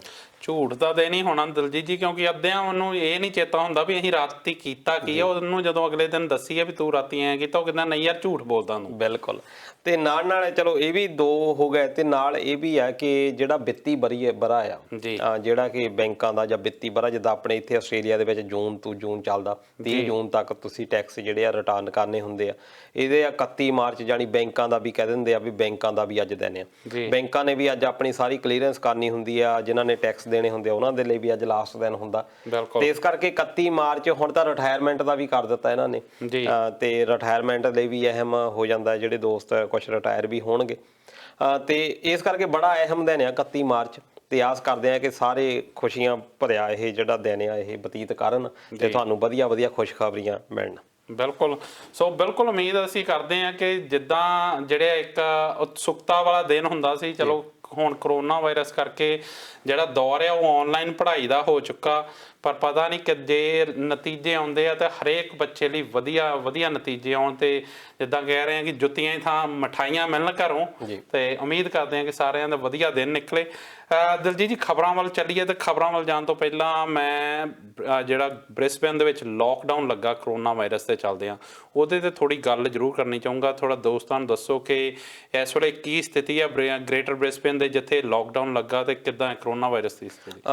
ਬੜਾ, ਕਿਉਂਕਿ ਕੁਈਨਸਲੈਂਡ ਦੀ ਆਪਾਂ ਗੱਲ ਕਰੀਏ, ਪਿਛਲੇ ਸਾਲ ਜ਼ਰੂਰ ਲੋਕਡਾਊਨ ਬਣਿਆ ਰਿਹਾ ਜਦੋਂ ਸਟਾਰਟਿੰਗ ਹੋਈ ਆ, ਖਾਸ ਤੌਰ ਤੇ ਮਾਰਚ ਮਹੀਨੇ ਇਹਨਾਂ ਦਿਨਾਂ ਦੇ ਵਿੱਚ ਇਹ ਸ਼ੁਰੂ ਹੋ ਗਿਆ ਸੀ ਲੋਕਡਾਊਨ ਲੱਗਣਾ। ਉਸ ਤੋਂ ਬਾਅਦ ਜੇ ਅਸੀਂ ਕੰਪੇਅਰ ਕਰੀਏ ਸਾਰੇ ਆਸਟ੍ਰੇਲੀਆ ਦੇ ਨਾਲ, ਇੱਥੇ ਦੀ ਸਥਿਤੀ ਬਹੁਤ ਵਧੀਆ ਰਹੀ ਆ। ਤੇ ਹੁਣ ਤੱਕ ਦੇ ਜੀ ਵੀ ਆਪਾਂ ਕੇਸ ਕੱਢ ਲਈਏ ਤੇ ਪੂਰੇ ਕੁਈਨਸਲੈਂਡ ਦੇ ਵਿੱਚ 1600 1700 ਇੱਥੇ ਤੱਕ ਕੇਸ ਜਿਹੜੇ ਰਹੇ ਆ ਜੀ, ਤੇ ਹੁਣ ਤੱਕ 6 ਮੌਤਾਂ ਹੋਈਆਂ ਜੇ ਆਪਾਂ ਸਾਰੇ ਸਾਲ ਦੀ। ਤੇ ਜੇ ਅਸੀਂ ਕੰਪੇਅਰ ਕਰੀਏ ਅਮਰੀਕਾ ਵਰਗੇ ਕੰਟਰੀਆਂ ਦੇ ਨਾਲ, ਤੇ ਬਹੁਤ ਵਧੀਆ ਰਿਕਾਰਡ ਆਸਟ੍ਰੇਲੀਆ ਦਾ ਰਿਹਾ। ਕੁਈਨਸਲੈਂਡ ਹੋਰ ਵੀ ਜ਼ਿਆਦਾ ਸੇਫ ਰਿਹਾ ਐਸ ਕੰਪੇਅਰ ਟੂ, ਜੇ ਅਸੀਂ ਸਿਡਨੀ ਜਾਂ ਮੈਲਬੌਰਨ ਦੇ ਨਾਲ ਕੰਪੇਅਰ ਕਰੀਏ, ਬ੍ਰਿਸਬੇਨ ਦਾ ਰਿਕਾਰਡ ਬਹੁਤ ਵਧੀਆ ਸੀ। ਪਰ ਉਹ ਕਹਿ ਲਓ ਕਿ ਹੁਣ ਕੁਛ ਨਾ ਕੁਛ ਇੱਦਾਂ ਦੀ ਆਨਾਕਾਨੀ ਹੁੰਦੀ ਹੈ ਕਿ ਜਿਹੜੇ ਕੇਸ ਹੁਣ ਤੱਕ ਆਉਂਦੇ ਵੀ ਸੀਗੇ ਉਹ ਬਾਹਰੋਂ ਆਉਂਦੇ ਸੀ ਜਾਂ ਜਿਨ੍ਹਾਂ ਨੂੰ ਵੱਖਰਾ ਕੀਤਾ ਹੋਇਆ ਹੁੰਦਾ ਸੀ, ਕੁਆਰੰਟਾਈਨ ਦੇ ਵਿੱਚ ਹੁੰਦੇ ਸੀ, ਉਹਨਾਂ ਦੇ ਵਿੱਚੋਂ ਕੁਛ ਨਾ ਕੁਛ ਕੇਸ ਨਿਕਲਦੇ ਸੀ ਜਿਹੜੇ ਓਵਰਸੀਜ਼ ਤੋਂ ਆਉਂਦੇ ਸੀ। ਪਰ ਹੁਣ ਲੋਕਲ ਪੱਧਰ ਦੇ ਉੱਤੇ 10 ਕੇਸ ਆਏ, ਜਿਹਦੇ ਨਾਲ ਕਿ ਕਾਫੀ ਚਿੰਤਾ ਦੇ ਵਿੱਚ ਇੱਥੇ ਦੀ ਕਮਿਊਨਿਟੀ ਵੀ ਪੈ ਗਈ ਤੇ ਗੌਰਮੈਂਟ ਵੀ ਪੈ ਗਈ। ਉਸ ਤੋਂ ਬਾਅਦ 3 ਦਿਨ ਦਾ ਲੋਕਡਾਊਨ ਜਿਹੜਾ ਕਿ ਕੱਲ ਦਾ ਲੱਗਾ ਹੋਇਆ, ਅੱਜ ਵੀ ਆ ਤੇ ਕੱਲ ਨੂੰ ਵੀ ਰਹੇਗਾ। ਪਰ 3 ਜਿਹੜੇ ਕੇਸ ਆ ਹੋਰ ਆਏ ਆ ਪਿਛਲੇ 24 ਘੰਟਿਆਂ ਦੇ ਵਿੱਚ, ਉਹ ਤੋਂ ਲੱਗਦਾ ਆ ਕਿ ਸ਼ਾਇਦ ਜਿਹੜਾ ਲੋਕਡਾਊਨ ਹੈ ਵਧਾਇਆ ਜਾਵੇ, ਜਾਂ ਹੋ ਸਕਦਾ ਕਿ ਕੁਛ ਹਾਰਡ ਜਿਹੜੀਆਂ ਇੰਸਟਰਕਸ਼ਨਸ ਆ ਉਹ ਦਿੱਤੀਆਂ ਜਾਣ। ਇਹ ਸਾਡੇ ਲਈ ਵੀ ਮਾੜੀ ਗੱਲ ਹੈਗੀ ਆ, ਕਿਉਂਕਿ ਆਪਣੇ ਪੰਜਾਬੀ ਗੇਮਸ, ਸਿੱਖ ਗੇਮਸ ਪੰਜਾਬੀਆਂ ਦੇ ਲਈ ਬੜੀਆਂ ਅਹਿਮ ਸੀ, ਬਿਲਕੁਲ, ਜਿਹੜੀਆਂ ਕਿ ਇਸ ਵੱਲ ਪਰਥ ਦੇ ਵਿੱਚ ਹੋਣ ਜਾ ਰਹੀਆਂ। ਪਰ ਕਿਉਂਕਿ ਪਰਥ ਜਾਣਾ ਇਸੇ ਕਰਕੇ ਕਿ ਕੰਡੀਸ਼ਨਸ ਪਤਾ ਨਹੀਂ ਕਦੋਂ ਚੇਂਜ ਹੋ ਜਾਣੀਆਂ, ਖੜੇ ਪੈਰ ਗਵਰਨਮੈਂਟ ਨੇ ਕਿਹੜਾ ਲਾਅ ਜਿਹੜਾ ਹੈ ਲਾਗੂ ਕਰ ਦੇਣਾ, ਇਸ ਕਰਕੇ ਰੀਜਨਲ ਬਣਾਇਆ ਗਿਆ ਸੀ। ਮੈਨਸਫੀਲਡ ਦੇ ਵਿੱਚ ਗੇਮਸ ਹੋਣੀਆਂ ਸੀ ਜਿਹੜੀਆਂ ਕਿ ਈਸਟਰ ਫਰਾਈਡੇ ਨੂੰ ਸ਼ੁਰੂ ਹੋਣੀਆਂ ਸੀ, ਪਰ ਉਹ ਗੇਮਸ ਦੇ ਉੱਤੇ ਵੀ ਅਜੇ ਪਰਛਾਵਾਂ ਪੈ ਰਿਹਾ ਇਸ ਕਰੋਨਾ ਦਾ। ਅਜੇ ਤੱਕ ਉਹਨਾਂ ਨੇ ਡਿਸਾਈਡ, ਪ੍ਰਬੰਧਕਾਂ ਨੇ ਕੀਤਾ ਨਹੀਂ, ਕੱਲ੍ਹ ਤੱਕ ਕਲੀਅਰ ਹੋ ਜਾਣਾ ਕਿ ਗੇਮਸ ਦੀ ਅੱਗੇ ਰੂਪ ਰੇਖਾ ਕੀ ਹੋਏਗੀ, ਹੋਣਗੀਆਂ ਜਾਂ ਨਹੀਂ ਹੋਣਗੀਆਂ। ਇਸ ਕਰਕੇ ਕਾਫੀ ਪ੍ਰਭਾਵੀ ਹੈਗਾ। ਪਰ ਜਿਸ ਤਰੀਕੇ ਦੇ ਨਾਲ ਕਮਿਊਨਿਟੀ ਦੀ ਸਪੋਰਟ ਆ, ਤੁਸੀਂ ਵੀ ਦੇਖਿਆ ਹੋਣਾ ਕਿ ਖਾਸ ਤੌਰ ਤੇ ਪੀਕ ਆਵਰਸ ਦੇ ਵਿੱਚ ਬਹੁਤ ਘੱਟ ਲੋਕ ਬਾਹਰ ਨਿਕਲ ਰਹੇ ਆ, ਡਿਸਟੈਂਸ ਬਣਾ ਕੇ ਰੱਖਦੇ ਆ, ਤੇ ਈਵਨ ਕਿ ਸੜਕਾਂ ਖਾਲੀ ਆ। ਸਕੂਲਸ ਜਿਹੜੇ ਆ ਵੈਸੇ ਤਾਂ 3 ਦਿਨ ਤੱਕ ਵੈਸੇ ਵੀ ਛੁੱਟੀਆਂ ਹੋ ਜਾਣੀਆਂ ਸੀ, ਪਰ ਉਹਨਾਂ ਨੇ ਪਹਿਲਾਂ ਹੀ ਬੰਦ ਕਰਨ ਦਾ ਲੈ ਲਿਆ, ਡਿਸਾਈਡ ਕਰ ਲਿਆ ਉਹਨਾਂ ਨੇ, ਤੇ ਸਕੂਲ ਵੀ ਸਾਰੇ ਬੰਦ ਨੇ, ਬੱਚੇ ਘਰਾਂ ਦੇ ਵਿੱਚ ਨੇ, ਤੇ ਲੋਕ ਗਵਰਨਮੈਂਟ ਦਾ ਪੂਰਾ ਸਾਥ ਦੇ ਰਹੇ। ਬਿਲਕੁਲ, ਇਹ ਬਹੁਤ ਚੰਗੀ ਗੱਲ ਹੈ ਆਸਟ੍ਰੇਲੀਆ ਦੀ ਕਿ ਆਸਟ੍ਰੇਲੀਆ ਦੇ ਲੋਕ ਜੋ ਸਾਡੀਆਂ ਗਵਰਨਮੈਂਟ ਵੱਲੋਂ ਹਦਾਇਤਾਂ ਹੁੰਦੀਆਂ ਉਹਨਾਂ ਦੀ ਪਾਲਣਾ ਬਹੁਤ ਬਾਖੂਬੀ ਕਰਦੇ ਆ। ਜੇ ਲੋਕਡਾਊਨ ਲੱਗਾ ਤਾਂ ਕੱਲ IndozTv ਤੋਂ ਵੀ ਇੱਕ ਜਿਹੜੀ ਖਬਰ ਆ ਅਸੀਂ ਚਲਾਈ ਸੀ, ਰਿਪੋਰਟ ਚਲਾਈ ਸੀ ਕਿ ਕਿਸ ਤਰੀਕੇ ਨਾਲ ਜਿਹੜੀ ਸਿਟੀ ਆ ਉਹ ਬਿਲਕੁਲ ਖਾਲੀ ਸੀ, ਜਿਹੜੀਆਂ ਬਹੁਤ ਭੀੜ ਭਾੜ ਵਾਲੇ ਇਲਾਕੇ ਉੱਥੇ ਵੀ ਬਿਲਕੁਲ ਸੁੰਨਸਾਨ ਪਸਰੀ ਹੋਈ ਸੀ। ਸੋ ਸਾਡੇ ਜਿਹੜੇ ਲੋਕ ਇੱਥੋਂ ਦੇ ਜਿਹੜੇ ਵਸਿੰਦੇ ਆ ਉਹ ਜਿਹੜੇ ਗਵਰਨਮੈਂਟ ਦੀਆਂ ਰੂਲਸ ਆ ਜਾਂ ਗਵਰਨਮੈਂਟ ਦੀਆਂ ਹਦਾਇਤਾਂ ਉਹ ਬਹੁਤ ਵਧੀਆ ਤਰੀਕੇ ਨਾਲ ਫੋਲੋ ਕਰਦੇ। ਪਰ ਦਲਜੀਤ ਜੀ, ਜੋ ਕੁਛ ਵੀ ਹੋਇਆ ਉਹਦੇ ਤੋਂ ਇੱਕ ਬਹੁਤ ਅਹਿਮ ਸਵਾਲ ਨਿਕਲ ਕੇ ਸਾਹਮਣੇ ਆਉਂਦਾ ਕਿ ਜਿਸ ਤਰੀਕੇ ਨਾਲ ਕਿਹਾ ਜਾਂਦਾ ਸੀ ਕਿ ਕਰੋਨਾ ਵੈਕਸੀਨ ਦੇ ਨਾਲ ਪਹਿਲਾਂ ਫਰੰਟ ਲਾਈਨਰਸ ਨੂੰ ਲਾਇਆ ਜਾਊਗਾ ਤਾਂ ਜੋ ਇਸ ਚੀਜ਼ ਨੂੰ ਅਵੋਇਡ, ਜਿਹੜੇ ਹੈਗੇ ਫਰੰਟ ਲਾਈਨਰ, ਚਾਹੇ ਉਹ ਡਾਕਟਰਸ ਆ, ਚਾਹੇ ਸਿਕਿਉਰਿਟੀ, ਚਾਹੇ ਪੁਲਿਸ ਹੈ, ਜਿੰਨੇ ਫਰੰਟ ਲਾਈਨਰਸ ਆ ਉਹਨਾਂ ਨੂੰ ਵੈਕਸੀਨ ਪਹਿਲਾਂ ਦਿੱਤੀ ਜਾਊਗੀ। ਪਰ ਜਿਹੜਾ ਹੁਣ ਇਹ ਜਿਹੜੇ ਕੇਸ ਨਿਕਲ ਕੇ ਆਏ ਆ, ਪ੍ਰਿੰਸ ਅਲੈਗਜ਼ੈਂਡਰ ਹਸਪੀਟਲ ਦੇ ਇੱਕ ਡਾਕਟਰ ਨੂੰ ਨਿਕਲ ਕੇ ਆਇਆ, ਇੱਕ ਨਰਸ ਨੂੰ ਨਿਕਲ ਕੇ ਆਇਆ। ਸੋ ਇੱਥੇ ਖੜਾ ਹੁੰਦਾ ਸਵਾਲ ਕਿ ਉਹ ਜਿਹੜੀ ਕਿਤੇ ਇਸ ਚੀਜ਼ 'ਚ ਆਨਾਕਾਨੀ ਕੀਤੀ ਗਈ, ਫਰੰਟ ਲਾਈਨਰਸ ਨੂੰ ਕਿਤੇ ਨਾ ਕਿਤੇ ਪੂਰੀ ਤਰ੍ਹਾਂ ਲੱਗ ਨਹੀਂ ਸਕੀਆਂ ਉਹ ਚੀਜ਼ਾਂ। ਬਿਲਕੁਲ, ਇਹ ਅਜੇ ਤੱਕ ਰਹਿਣਾ ਜਦੋਂ ਤੱਕ ਇਹ 100% ਲੱਗਦੇ ਨਹੀਂ। ਹੁਣ ਤੁਸੀਂ ਦੱਸਿਆ ਵੀ ਕਿਤੇ ਨਾ ਕਿਤੇ ਤਾਂ ਅਣਗਹਿਲੀ ਜ਼ਰੂਰ ਹੋਈ ਆ, ਤੇ ਇਹਦੇ ਉੱਤੇ ਗਵਰਨਮੈਂਟ ਪੂਰੀ ਨਿਗਾਹ ਵੀ ਰੱਖੀ ਹੋਈ ਆ ਉਹਨਾਂ ਨੇ। ਤੇ ਗੱਲ ਇਹਦੇ ਵਿੱਚ ਇਹ ਵੀ ਆ ਕਿ ਜਿਹੜੇ ਕੇਸ ਪ੍ਰਾਪਤ ਵੀ ਹੋਏ ਆ ਜਾਂ ਮਿਲੇ ਆ, ਜਿਹੜੇ ਕਿ ਨਾਰਥ ਸਾਈਡ ਦੇ ਵਿੱਚ ਆ, ਸਟੈਫਰਡ ਤੋਂ ਸ਼ੁਰੂ ਹੋਇਆ ਇਹ, ਉਹ ਇੰਟਰਕਨੈਕਟਡ ਆ ਸਾਰੇ ਜਿਹੜੇ ਕੇਸ ਆ। ਜਿਹੜੀ ਆਪਾਂ ਲੋਕਲ ਵੀ ਕਹੀਏ ਕਿ ਲੋਕਲ ਅਕਵਾਇਰ ਜਿੰਨਿਆਂ ਨੇ ਵੀ ਕੀਤਾ ਹੈ ਵਾਇਰਸ, ਉਹ ਸਾਰੇ ਲੋਕਲ ਇੱਕ ਦੂਜੇ ਦੇ ਨਾਲ ਜੁੜੇ ਹੋਏ ਸੀ। ਇਹ ਚੰਗੀ ਗੱਲ ਆ। ਇਹ ਬਹੁਤ ਹੋਰ ਵੀ ਭਿਆਨਕ ਹੋ ਸਕਦਾ ਸੀ ਜੇ ਇਹ ਇਹ ਹੁੰਦਾ ਕਿ ਕੋਈ ਵੀ ਬੰਦਾ ਕਿਤੇੋਂ ਹੋ ਜਾਂਦਾ ਜਾਂ ਜਿਹੜਾ ਕਿ ਉਹਦੇ ਨਾਲ ਕਨੈਕਟਡ ਹੀ ਨਹੀਂ ਸੀ, ਤੇ ਫਿਰ ਇਹਦੇ ਲਈ ਥੋੜਾ ਜਿਹਾ ਔਖਾ ਹੋਣਾ ਸੀ। ਪਰ ਕਿਉਂਕਿ ਇੰਟਰਕਨੈਕਟਡ ਆ ਤੇ ਉਹ ਕਰ ਰਹੇ ਆ ਕਿ ਕਿਹੜੇ ਜਿਹੜੇ ਲੋਕ ਨੇ ਉਹਦੇ ਕਨੈਕਸ਼ਨ ਦੇ ਵਿੱਚ ਆਏ ਆ ਤੇ ਸ਼ਾਇਦ ਈਜ਼ੀਲੀ ਇਹਨੂੰ ਹੈਂਡਲ ਕਰ ਲਿਆ ਜਾਵੇ। ਪਰ ਜ਼ਰੂਰ ਹੈਗਾ ਕਿਉਂਕਿ ਇੱਕਦਮ ਹੀ ਅਜੇ ਜੇ ਆਸਟ੍ਰੇਲੀਆ ਦੀ ਆਪਾਂ ਗੱਲ ਕਰੀਏ, ਅਜੇ 2-3 ਵੀਕ ਤੋਂ ਇਹਨਾਂ ਨੇ ਸਟਾਰਟ ਕੀਤਾ ਵੈਕਸੀਨੇਸ਼ਨ, ਤੇ ਉਹਦੇ ਲਈ ਅਜੇ ਟਾਈਮ ਲੱਗ ਸਕਦਾ। ਪਰ ਇਹਦੇ ਲਈ ਨਾਲ ਦੀ ਨਾਲ ਜਿਵੇਂ ਆਪਾਂ ਦੇਖਿਆ ਵੀ ਕਿਤੇ ਵੀ ਅਣਗਹਿਲੀ ਹੁੰਦੀ ਆ ਉਹਦੇ ਨਾਲ ਇਹਦੇ ਨਤੀਜੇ ਭੁਗਤਣੇ ਪੈ ਸਕਦੇ ਆ। ਬਿਲਕੁਲ। ਸੋ ਮੇਰੀ ਦੋਸਤਾਂ ਨੂੰ ਅਪੀਲ ਹੈ ਦੋਸਤੋ ਕਿ ਤੁਸੀਂ ਆਪਣੇ ਜਿਹੜੇ ਵਿਚਾਰ ਆ ਉਹ ਕਮੈਂਟ ਦੇ ਰੂਪ ਦੇ ਵਿੱਚ ਜਾਂ ਤੁਸੀਂ ਕਾਲ ਕਰਕੇ ਤੇ ਇਸ ਪ੍ਰੋਗਰਾਮ ਦੇ ਵਿੱਚ ਆਪਣੀ ਗੱਲਬਾਤ ਰੱਖ ਸਕਦੇ ਹੋ। ਇੱਕ ਵਾਰ ਨੰਬਰ ਮੈਂ ਦੁਬਾਰਾ ਦੱਸ ਦੇਣਾ ਚਾਹੁੰਦਾ, 35589436। ਇਹ ਨੰਬਰ ਹੈ ਜੀ ਸਾਡੇ ਸਟੂਡੀਓ ਦਾ, ਤੇ ਇਹਦੇ ਤੋਂ ਪਹਿਲਾਂ ਜਿਹੜਾ ਬ੍ਰਿਸਬੇਨ ਦਾ 07 ਕੋਡ ਆ ਉਹ ਲਾ ਕੇ ਤੁਸੀਂ ਇਹ ਨੰਬਰ ਡਾਇਲ ਕਰੋ ਤਾਂ ਸਾਡੇ ਨਾਲ ਗੱਲਬਾਤ ਕਰ ਸਕਦੇ ਹੋ। ਇਹਦੇ ਨਾਲ ਤੁਸੀਂ ਆਪਣੇ ਵਿਚਾਰ ਦੇ ਸਕਦੇ ਹੋ ਕਿ ਕਿੱਦਾਂ ਤੁਸੀਂ ਇਹ ਜਿਹੜਾ ਲੋਕਡਾਊਨ ਆ, ਤੁਸੀਂ ਜੇ ਇਹ ਬ੍ਰਿਸਬੇਨ ਚੋਂ ਜਾਂ ਕੁਈਨਜ਼ਲੈਂਡ ਚੋਂ ਤਾਂ ਤੁਸੀਂ ਜ਼ਰੂਰ ਐਕਸਪੀਰੀਅੰਸ ਕਰ ਰਹੇ ਹੋਵੋਗੇ ਇਸ ਲੋਕਡਾਊਨ ਨੂੰ, ਤੁਸੀਂ ਕਿੱਦਾਂ ਦੇਖਦੇ ਹੋ। ਸੋ ਆਪਣੇ ਵਿਚਾਰ ਜ਼ਰੂਰ ਸਾਡੇ ਨਾਲ ਸਾਂਝੇ ਕਰ ਸਕਦੇ ਹੋ। ਇਹਦੇ ਨਾਲ ਦਲਜੀਤ ਜੀ ਮੈਂ ਭਾਰਤ ਦੀ ਗੱਲ ਕਰਨੀ ਚਾਹੂੰਗਾ, ਕਿਉਂਕਿ ਭਾਰਤ ਦੇ ਵਿੱਚ ਜਿਹੜੀ ਸਥਿਤੀ ਆ ਉਹ ਵੱਧ ਤੋਂ ਬੱਤਰ ਹੁੰਦੀ ਜਾ ਰਹੀ ਹੈ। ਕਰੋਨਾ ਵਾਇਰਸ ਨੂੰ ਲੈ ਕੇ ਦੁਬਾਰਾ ਜਿਹੜੇ ਕੇਸ ਆ ਉਹ ਲਗਾਤਾਰ ਵੱਧ ਰਹੇ ਆ, ਮੌਤਾਂ ਵੱਧ ਰਹੀਆਂ ਆ। ਤਾਂ ਬਹੁਤ ਮਹਾਰਾਸ਼ਟਰ, ਦਿੱਲੀ, ਪੰਜਾਬ ਦੇ ਵਿੱਚ ਬਹੁਤ ਬੁਰੀ ਹਾਲਤ ਹੁੰਦੀ ਜਾ ਰਹੀ ਹੈ। ਕਿੱਦਾਂ ਦੇਖਦੇ ਹੋ? ਉੱਥੇ ਵੀ ਲੋਕਡਾਊਨ 31 ਮਾਰਚ ਤੱਕ ਵੈਸੇ ਰੱਖਿਆ ਗਿਆ ਸੀ, ਭਾਵੇਂ ਰਾਤ ਦਾ ਹੀ ਕਰਫਿਊ ਸੀ, ਇੰਸਟਰਕਸ਼ਨ ਦਿੱਤੀਆਂ ਹੋਈਆਂ ਸੀ ਤੇ 31 ਮਾਰਚ ਤੋਂ ਹੁਣ ਵਧਾ ਕੇ 10 ਅਪ੍ਰੈਲ ਦੇ ਵਿੱਚ ਤੱਕ ਕਰ ਦਿੱਤੀਆਂ ਗਈਆਂ। ਉਹਦਾ ਵੀ ਕਾਰਨ ਇਹ ਹੋਇਆ ਕਿ ਜਿਸ ਤਰੀਕੇ ਦੇ ਨਾਲ ਦੂਜੀ ਲਹਿਰ ਚੱਲੀ ਆ ਭਾਰਤ ਦੇ ਵਿੱਚ, ਜੇ ਅਸੀਂ ਜਨਵਰੀ ਦੇ ਨਾਲ ਕੰਪੇਅਰ ਕਰੀਏ, ਜਨਵਰੀ ਦੇ ਵਿੱਚ ਬਹੁਤ ਘੱਟ ਕੇਸ ਆ ਗਏ ਸੀ, ਬਹੁਤ ਡਾਊਨ ਹੋ ਗਿਆ ਸੀ। ਲੱਗਦਾ ਸੀ ਕਿ ਭਾਰਤ ਬਹੁਤ ਵਧੀਆ ਤਰੀਕੇ ਦੇ ਨਾਲ ਹੈਂਡਲ ਕਰ ਰਿਹਾ, ਖਾਸ ਤੌਰ ਤੇ ਉਹਨਾਂ ਦੇਸ਼ਾਂ ਦੇ ਵਿੱਚ ਜਿੱਥੇ ਕਿ ਵੈਕਸੀਨ ਬਣ ਰਹੀ ਆ, ਸੀਰਮ ਇੰਸਟੀਚਿਊਟ ਦੇ ਵਿੱਚ ਬਣ ਰਹੀ ਆ, ਤੇ ਲੱਗਦਾ ਸੀ ਕਿ ਈਜ਼ੀਲੀ ਅਵੇਲੇਬਲ ਹੈਗੀ ਆ, ਕਿਉਂਕਿ ਭਾਰਤ ਨੇ ਬਾਕੀ ਦੇਸ਼ਾਂ ਨੂੰ ਵੀ ਵੈਕਸੀਨੇਸ਼ਨ ਦੀ ਕਾਫੀ ਵੱਡੀ ਖੇਪ ਦਿੱਤੀ, ਖਾਸ ਤੌਰ ਤੇ ਆਪਣੇ ਗੁਆਂਢੀਆਂ ਦੇਸ਼ਾਂ ਨੂੰ।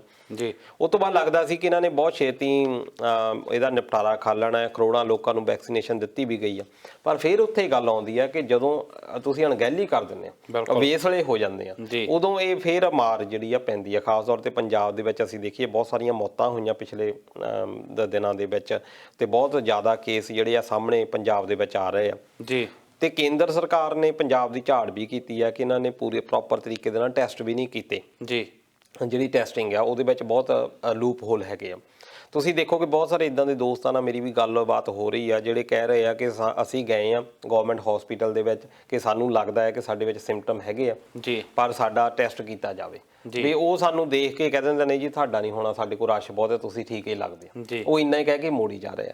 ਉਹਦੇ ਨਾਲ ਕੀ ਲੱਗਦਾ ਕਿ ਜਿਹੜਾ ਕਿਤੇ ਨਾ ਕਿਤੇ ਇਹ ਅਣਗਹਿਲੀ ਕਹਿ ਸਕਦੇ ਆ, ਕਿਉਂਕਿ ਕਿਸੇ ਨੂੰ ਆਪਾਂ ਇਸ ਤਰੀਕੇ ਨਾਲ ਨਹੀਂ ਕਹਿ ਸਕਦੇ। ਹੋ ਸਕਦਾ ਕਿ ਉਹਨੂੰ ਬੁਖਾਰ ਹੁੰਦਾ ਹੋਵੇ ਜਾਂ ਮਾਈਲਡ ਹੋਣ, ਪਰ ਉਹ ਇੱਕ ਮੈਸੇਂਜਰ ਦਾ ਕੰਮ ਕਰ ਸਕਦਾ ਕਿ ਉਹ ਜਿਹੜਾ ਵਾਇਰਸ ਹੈ ਦੂਜੇ ਤੱਕ ਪਹੁੰਚਾ ਸਕਦਾ। ਇਸ ਕਰਕੇ ਉਹ ਜਿਹੜੇ ਲੋਕ ਆਉਂਦੇ ਨੇ, ਸਰਕਾਰ ਨੂੰ ਵੀ ਚਾਹੀਦਾ ਫਿਰ ਇਹਦੇ ਵਿੱਚ ਲੋਕਾਂ ਦਾ ਇੱਕ ਭਰੋਸਾ ਜਿੱਤਣਾ ਬਹੁਤ ਜ਼ਰੂਰੀ ਆ। ਖਾਸ ਤੌਰ ਤੇ ਬਹੁਤ ਸਾਰੇ ਲੋਕ ਕਹਿ ਦਿੰਦੇ ਆ ਕਿ ਦੇਖੋ ਜੀ, ਜਦੋਂ ਅਸੀਂ ਪ੍ਰਾਈਵੇਟ ਕਰਵਾਉਂਦੇ ਆ ਉਦੋਂ ਪੋਜ਼ਿਟਿਵ ਆਉਂਦਾ, ਜਦੋਂ ਅਸੀਂ ਗਵਰਨਮੈਂਟ ਦਾ ਕਰਾਉਂਦੇ ਆ ਨੈਗੇਟਿਵ ਆ ਜਾਂਦਾ, ਜਾਂ ਪੈਸੇ ਲੈ ਕੇ ਪੋਜ਼ਿਟਿਵ ਨੂੰ ਨੈਗੇਟਿਵ ਵਿੱਚ ਵੀ ਬਦਲ ਦਿੱਤਾ ਜਾਂਦਾ। ਇੱਦਾਂ ਦੀਆਂ ਬਹੁਤ ਸਾਰੀਆਂ ਗੱਲਾਂ ਹੋ ਸਕਦਾ ਇਹ ਅਫਵਾਹਾਂ ਹੋਣ, ਪਰ ਲੋਕਾਂ ਦੇ ਵਿੱਚ ਬਹੁਤ ਜ਼ਿਆਦਾ ਫਿਰ ਬਹੁਤ ਸਾਰੇ ਲੋਕ ਇਹ ਸਮਝਣ ਲੱਗ ਗਏ ਆ ਕਿ ਇਹਦਾ ਕੋਈ ਪ੍ਰਭਾਵ ਹੈ ਨਹੀਂ, ਇਹ ਬਿਲਕੁਲ ਸਾਨੂੰ ਵੈਸੇ ਭਰਮਾਇਆ ਜਾਂਦਾ। ਤੇ 1 ਸਾਲ ਇੱਕ ਲੰਬਾ ਸਮਾਂ ਹੁੰਦਾ। ਹੁਣ ਲੋਕਾਂ ਦੇ ਵਿੱਚ ਵੀ ਹੋ ਗਿਆ ਕਿ ਅਸੀਂ ਕਿੰਨਾ ਕੁ ਚਿਰ ਤੱਕ ਇਦਾਂ ਦੀ ਲਾਈਫ ਜੀਵਾਂਗੇ, ਤੇ ਉਹਦੇ ਕਰਕੇ ਵੀ ਲੋਕੀ ਵੀ ਥੋੜ੍ਹੀ ਜਿਹਾ ਵੇਸਲੇ ਹੋਏ। ਬਿਲਕੁਲ, ਜਿਸ ਤਰੀਕੇ ਨਾਲ ਤੁਸੀਂ ਦੱਸਿਆ ਕਿ ਜਿਹੜੀ ਗੌਰਮੈਂਟ ਵੱਲੋਂ ਜਾਂ ਜਿਹੜੇ ਸਰਕਾਰੀ ਪੱਧਰ ਤੇ ਬਹੁਤ ਸਾਰੀਆਂ ਅਣਗਹਿਲੀਆਂ ਕੀਤੀਆਂ ਜਾਂਦੀਆਂ, ਕਿਉਂਕਿ ਇਹ ਇਮਿਊਨਿਟੀ ਦਾ ਨਾਲ ਰਿਲੇਟਡ ਦੱਸਿਆ ਜਾਂਦਾ ਕਰੋਨਾ ਵਾਇਰਸ ਨੂੰ, ਕਿ ਜਿਹਦੀ ਇਮਿਊਨਿਟੀ ਚੰਗੀ ਆ ਹੋ ਸਕਦਾ ਉਹਨੂੰ ਸਿੰਪਟਮਸ ਦਿਸਣ ਹੀ ਨਾ, ਉਹਨੂੰ ਪਤਾ ਹੀ ਨਾ ਹੋਵੇ ਕਿ ਉਹਦੇ ਅੰਦਰ ਇਹ ਜਿਹੜਾ ਵਾਇਰਸ ਆ ਹੈਗਾ, ਪਰ ਉਹ ਅੱਗੇ ਫੈਲਾ ਸਕਦਾ ਆ, ਅੱਗੇ ਕਈ ਜਣੇ ਉਹ ਤੋਂ ਇਨਫੈਕਟ ਹੋ ਸਕਦੇ ਆ। ਸੋ ਜਿਹੜਾ ਜਿਸ ਤਰੀਕੇ ਨਾਲ ਉਹਨਾਂ ਨੂੰ ਸਿਰਫ ਇਹ ਵੇਖ ਕੇ ਕਿ ਜਿਹੜੇ ਤੁਹਾਡੇ ਸਿੰਪਟਮਸ ਆ ਉਹ ਨਹੀਂ ਤੁਹਾਨੂੰ ਲੱਗ ਨਹੀਂ ਰਹੇ, ਤੁਸੀਂ ਬਿਲਕੁਲ ਠੀਕ ਲੱਗਦੇ ਆ, ਪਰ ਹੋ ਸਕਦਾ ਉਹਨਾਂ ਦੇ ਅੰਦਰ ਵਾਇਰਸ ਹੋਵੇ ਤੇ ਉਹ ਅੱਗਿਆਂ ਨੂੰ ਕਿੰਨਿਆਂ ਨੂੰ ਅਫੈਕਟ ਕਰ ਸਕਦਾ। ਇਹ ਜਿਹੜੀ ਆ ਇਹ ਸਾਡੀ ਸਰਕਾਰ ਨੂੰ ਇਸ ਚੀਜ਼ਾਂ ਵੱਲ ਧਿਆਨ ਦੇਣ ਦੀ ਬਹੁਤ ਜ਼ਿਆਦਾ ਲੋੜ ਆ। ਜੀ ਬਿਲਕੁਲ। ਤੇ ਦੂਜਾ ਹੈ ਕਿ ਜਦੋਂ ਰੈਲੀਜ਼ ਹੁੰਦੀਆਂ ਆ ਉਹਦੇ ਵਿੱਚ ਕੋਈ ਪ੍ਰਬੰਧ ਸਿੱਕੇ ਟੰਗ ਦਿੱਤੇ ਜਾਂਦੇ ਆ। ਹਾਂ, ਲੋਕ ਇਸੇ ਕਰਕੇ ਭਰੋਸਾ ਨਹੀਂ ਜਿੱਤ ਪਾਉਂਦੇ ਕਿ ਜਦੋਂ ਦਾ ਸਾਨੂੰ ਲੋੜ ਹੁੰਦੀ ਆ ਸਾਡੀ, ਜਦੋਂ ਤੁਸੀਂ ਕੋਈ ਰੈਲੀ ਕੱਢਣੀ ਆ, ਕੋਈ ਮੋਰਚਾ ਲਾਉਣਾ, ਉਸ ਵੇਲੇ ਤਾਂ ਤੁਸੀਂ ਸਾਨੂੰ ਏਦਾਂ ਯੂਜ਼ ਕਰ ਲੈਂਦੇ ਹੋ, ਤੁਸੀਂ ਮਾਸਕ ਲਾਉਣ ਨੂੰ ਵੀ ਨਹੀਂ ਕਹਿੰਦੇ। ਜਦੋਂ ਕੋਈ ਗੱਲ ਸਾਡੀ ਲੱਗਦੀ ਹੈ ਆ ਜਿਹੜੀ ਸਰਕਾਰ ਦੇ ਵਿਰੋਧ ਵਿੱਚ ਜਾਣੀ ਹੁੰਦੀ ਆ ਜੀ ਕਿ ਲੋਕ ਜਾਂ ਵਿਰੋਧ ਕਰਦੇ ਆ ਕਿਸੇ ਵੀ ਚੀਜ਼ ਦਾ ਜਾਂ ਇਕੱਠੇ ਹੁੰਦੇ ਆ, ਉਦੋਂ ਸਰਕਾਰ ਦੇ ਵੱਲੋਂ ਕਹਿ ਦਿੱਤਾ ਜਾਂਦਾ ਕਿ ਜੀ ਨਹੀਂ ਇਦਾਂ ਤੁਸੀਂ ਕਰਨਾ ਨਹੀਂ। ਇਸ ਕਰਕੇ ਉਹਨਾਂ ਲੋਕਾਂ ਦੇ ਵਿੱਚ ਇੱਕ ਨਾ ਇੱਕ ਡਰ ਜ਼ਰੂਰ ਹੈਗਾ ਕਿ ਸਾਡੇ ਜਿਹੜਾ ਨਾਲ ਖਿਲਵਾੜ ਕੀਤਾ ਜਾ ਰਿਹਾ ਇਸ ਬਿਮਾਰੀ ਦੇ ਕਰਕੇ।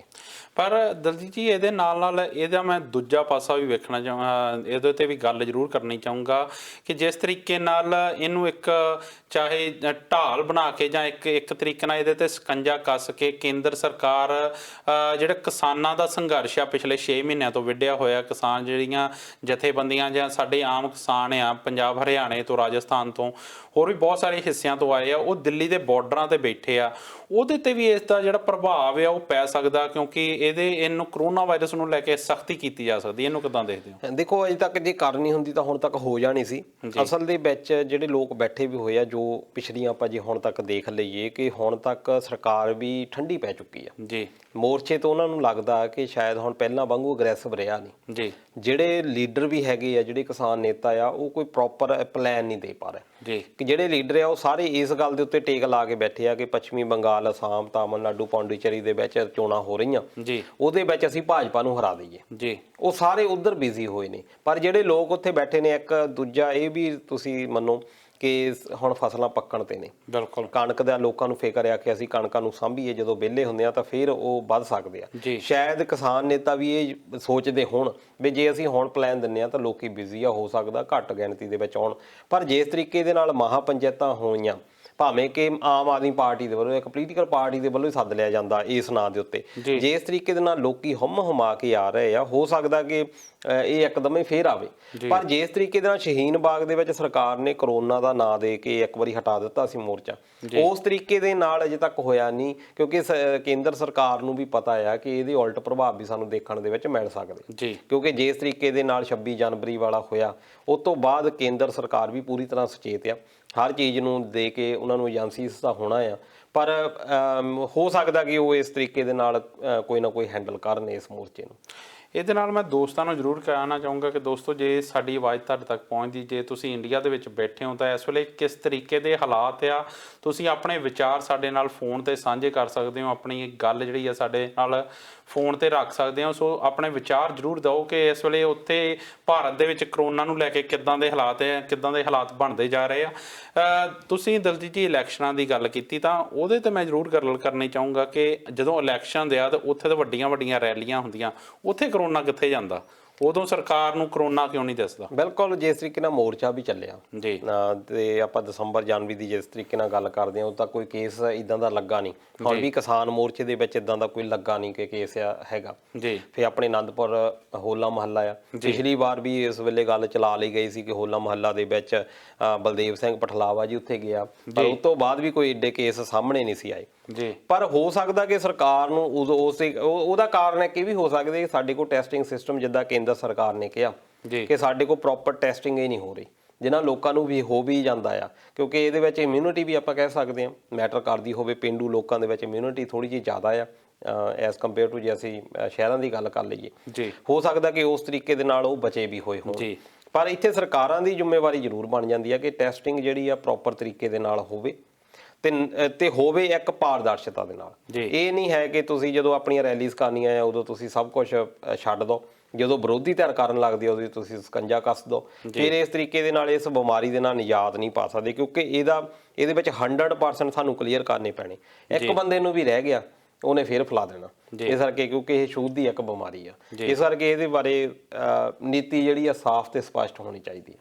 ਸੋ ਬਿਲਕੁਲ ਜਿਹੜੀ ਨੀਤੀ ਆ ਸਾਫ਼ ਤੇ ਸਪਸ਼ਟ ਹੋਣੀ ਚਾਹੀਦੀ ਆ, ਤਾਂ ਹੀ ਇਹੋ ਜਿਹੜੀ ਕਹਿ ਸਕਦੇ ਹਾਂ ਪੈਂਡੈਮਿਕ ਚੀਜ਼ ਹੈ, ਇਹ ਤੋਂ ਪਿੱਛਾ ਛਡਾਇਆ ਜਾ ਸਕਦਾ ਜੇ ਇਹਦੇ ਲਈ ਪ੍ਰੋਪਰ ਬਲੂ ਪ੍ਰਿੰਟਸ ਤਿਆਰ ਕੀਤੇ ਜਾਣ, ਪ੍ਰੋਪਰ ਜਿਹੜੀ ਇੱਕ ਪਲਾਨ ਦੇ ਤਹਿਤ ਚੱਲਿਆ ਜਾਵੇ। ਇਹ ਨਹੀਂ ਕਿ ਸਾਡੇ ਲਈ ਕਾਨੂੰਨ ਹੋਰ ਤੇ ਲੋਕਾਂ ਲਈ ਹੋਰ। ਜਦੋਂ ਸਾਨੂੰ ਲੋੜ ਹੈ ਤਾਂ ਅਸੀਂ ਵੱਡੀਆਂ ਵੱਡੀਆਂ ਰੈਲੀਆਂ ਕਰੀਏ, ਤਾਂ ਜਦੋਂ ਲੋਕਾਂ ਦੀ ਗੱਲ ਹੁੰਦੀ ਆ ਤਾਂ ਉੱਥੇ ਅਸੀਂ ਕਹਿ ਸਕਦੇ ਹਾਂ ਕਿ ਤੁਸੀਂ ਬੰਦੇ ਜੋੜ ਨਹੀਂ ਸਕਦੇ ਕਿਉਂ ਕਰੋਨਾ ਵਾਇਰਸ ਆ।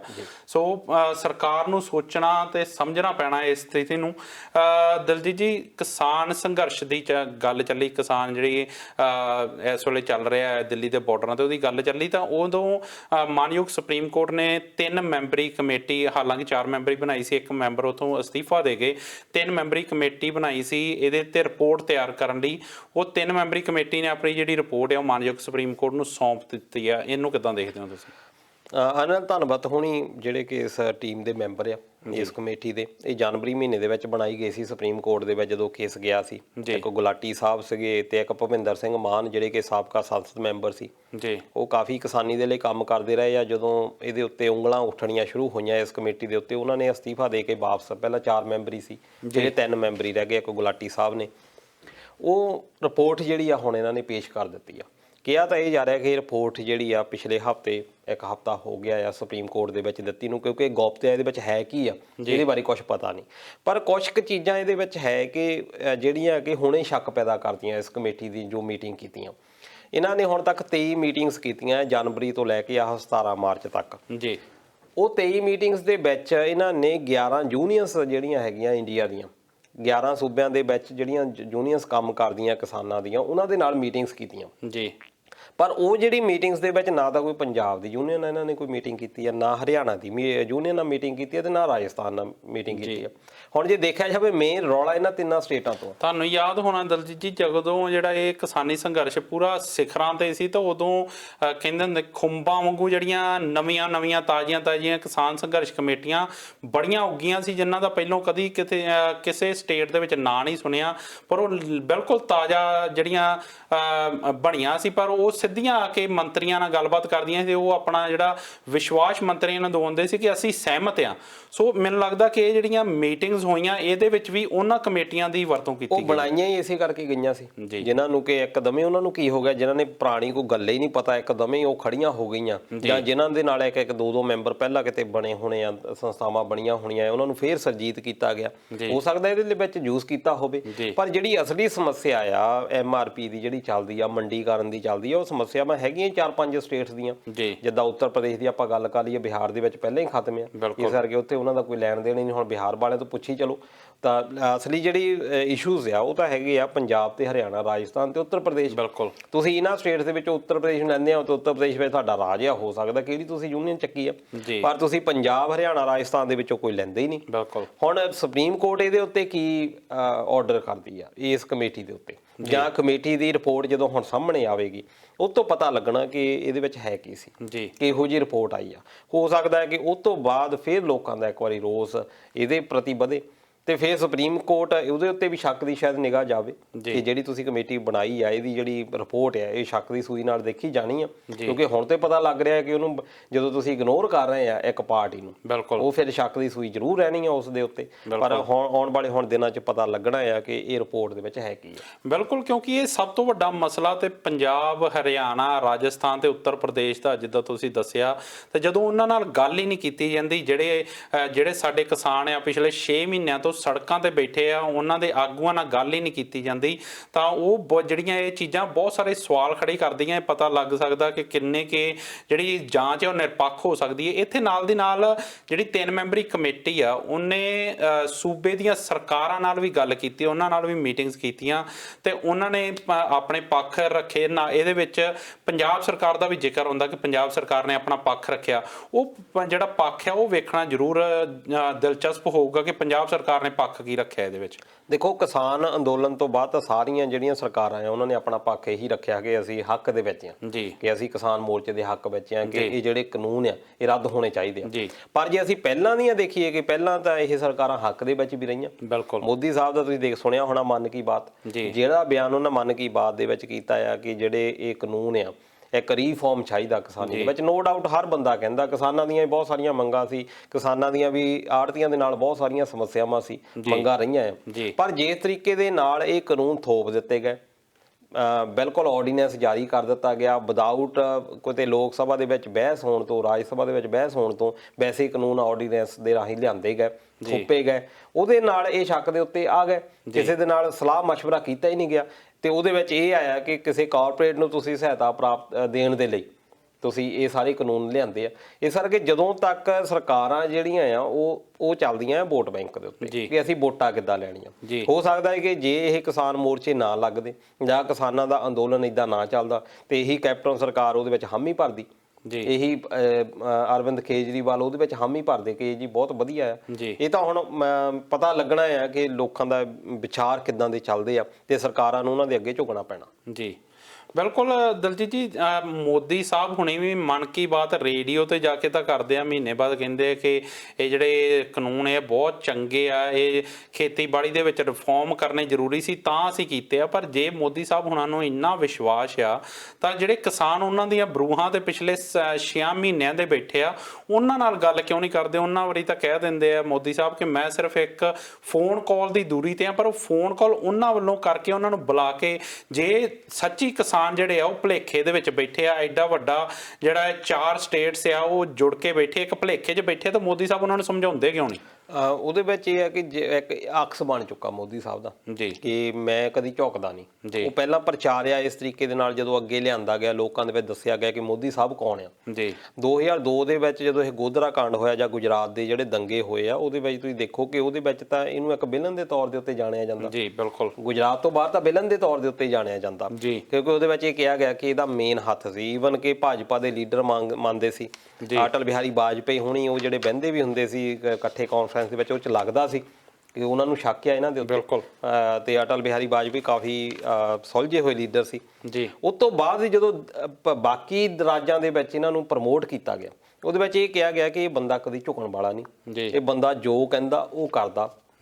ਹੁਣ ਜੇ ਅੱਜ ਇਹ ਝੁਕਦਾ ਹੈ ਜਾਂ ਗੱਲਬਾਤ ਸ਼ੁਰੂ ਕਰਦਾ, ਉਹ ਜਿਹੜਾ ਅਕਸ ਬਣਾਇਆ ਹੋਇਆ ਆ ਉਹਨਾਂ ਨੂੰ ਡਰ ਪਿਆ ਆ ਕਿ ਇਹ ਅਕਸ ਕਿਤੇ ਖਰਾਬ ਨਾ ਹੋ ਜਾਵੇ। ਇਸ ਕਰਕੇ ਜਿਹੜੇ ਸੈਕੰਡ ਹੈਗੇ ਡਿਗਰੀ ਦੇ ਲੀਡਰ ਉਹਨਾਂ ਨੂੰ ਭੇਜਿਆ ਜਾਂਦਾ ਗੱਲਬਾਤ ਦੇ ਲਈ, ਤੇ ਇਹਨਾਂ ਨੂੰ ਸਿਰਫ ਪਿੱਛੇ ਕ੍ਰੈਡਿਟ ਦਿੱਤਾ ਜਾਂਦਾ। ਜਦੋਂ ਦਾ ਚੋਣਾਂ ਹਾਰ ਜਾਂਦੀ ਭਾਜਪਾ, ਉਸ ਵੇਲੇ ਕਿਹਾ ਜਾਂਦਾ ਕਿ ਲੋਕਲ ਜਿਹੜੀ ਲੀਡਰਸ਼ਿਪ ਸੀ ਨਕੰਮੀ ਸੀ। ਜਦੋਂ ਚਾਹੇ ਲੋਕਲ ਲੀਡਰਸ਼ਿਪ ਦੀ ਵਜ੍ਹਾ ਦੇ ਨਾਲ ਹੀ ਸਰਕਾਰਾਂ ਜਿੱਤਣ, ਫਿਰ ਉਹਦਾ ਕ੍ਰੈਡਿਟ ਮੋਦੀ ਸਾਹਿਬ ਨੂੰ ਦਿੱਤਾ ਜਾਂਦਾ ਕਿ ਮੋਦੀ ਸਾਹਿਬ ਦੇ ਨਾਂ ਨੂੰ ਵੋਟਾਂ ਪਈਆਂ। ਇਹ ਇੱਕ ਬਹੁਤ ਵੱਡੀ ਰਾਜਨੀਤੀ ਆ ਭਾਜਪਾ ਦੇ ਵਿੱਚ ਇਹਨਾਂ ਨੂੰ ਉਭਾਰਨ ਦੇ ਵਿੱਚ। ਜੇ ਉਹ ਅੱਜ ਝੁਕ ਜਾਂਦੇ ਆ, ਉਸ ਤੋਂ ਬਾਅਦ ਫਿਰ ਸਾਰੇ ਜੋ ਇੱਕ ਬਣਾਇਆ ਹੁੰਦਾ, ਮਹਿਲ ਬਣਾਇਆ ਹੁੰਦਾ, ਉਹ ਢਹਿਣ ਦੇ ਆਸਾਰ ਲੱਗਦੇ ਆ। ਮੋਦੀ ਸਾਹਿਬ ਨੂੰ ਕ੍ਰੈਡਿਟ ਦੀ ਤੁਸੀਂ ਗੱਲ ਕੀਤੀ ਤਾਂ ਮੈਂ ਉਹਨਾਂ ਦੇ ਜਿਹੜਾ ਇੱਕ ਹੋਰ ਕ੍ਰੈਡਿਟ ਉਹਨਾਂ ਦੇ ਨਾਮ ਲੱਗਾ ਉਹਦੀ ਗੱਲ ਜ਼ਰੂਰ ਕਰਨੀ ਚਾਹੂੰਗਾ। ਮੋਦੀ ਸਾਹਿਬ ਹੁਣਾਂ ਦਾ 2 ਦਿਨਾਂ ਦੌਰਾ ਸੀ ਬੰਗਲਾਦੇਸ਼ ਦੇ ਵਿੱਚ। ਉੱਥੇ ਜਿਹੜੀ ਉਹਨਾਂ ਦੀ ਗੋਲਡਨ ਜੁਬਲੀ ਸੈਲੀਬ੍ਰੇਸ਼ਨ ਸੀਗੀ ਇੰਡੀਪੈਂਡੈਂਸ ਦੀ, ਉਹਦੇ ਤੇ 2 ਦਿਨਾਂ ਦੌਰਾ ਮੋਦੀ ਸਾਹਿਬ ਉਹਨਾਂ ਬੰਗਲਾਦੇਸ਼ ਦੇ ਵਿੱਚ ਚਰਨ ਪਾਏ ਤੇ ਉੱਥੇ ਦੰਗੇ ਭੜਕ ਗਏ। ਕਿੱਦਾਂ ਦੇਖਦੇ ਹੋ?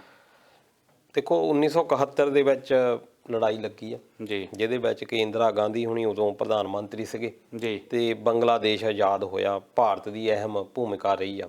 ਮੁਕਤੀ ਬਾਹਿਨੀ ਜਿਹੜੀ ਕਿ ਜਿਹਨੂੰ ਕਿਹਾ ਜਾਂਦਾ ਕਿ ਭਾਰਤ ਦੀ ਫੌਜ ਹੀ ਉਹਦੇ ਚੱਲੀ ਆ, ਜਦ ਕਿ ਉਹ ਬੰਗਲਾਦੇਸ਼ ਦੇ ਵੀ ਲੋਕ ਸੀ, ਉਹ ਤੰਗ ਆ ਚੁੱਕੇ ਸੀ ਪਾਕਿਸਤਾਨ ਦੀ ਗਵਰਨਮੈਂਟ ਤੋਂ। ਪਾਕਿਸਤਾਨ ਨੇ ਬਹੁਤ ਜ਼ਿਆਦਾ ਉੱਥੇ ਜ਼ੁਲਮ ਵੀ ਸ਼ੁਰੂ ਕਰ ਦਿੱਤਾ ਸੀ। ਬਹੁਤ ਸਾਰੇ ਰਿਫਿਊਜੀਜ਼ ਜਿਹੜੇ ਆ ਭਾਰਤ ਵੱਲ ਨੂੰ ਆਉਣੇ ਸ਼ੁਰੂ ਹੋ ਗਏ ਸੀ, ਜਿਹਦੇ ਕਰਕੇ ਕਿ ਭਾਰਤ ਨੂੰ ਉੱਥੇ ਅਟੈਕ ਕਰਨਾ ਪਿਆ।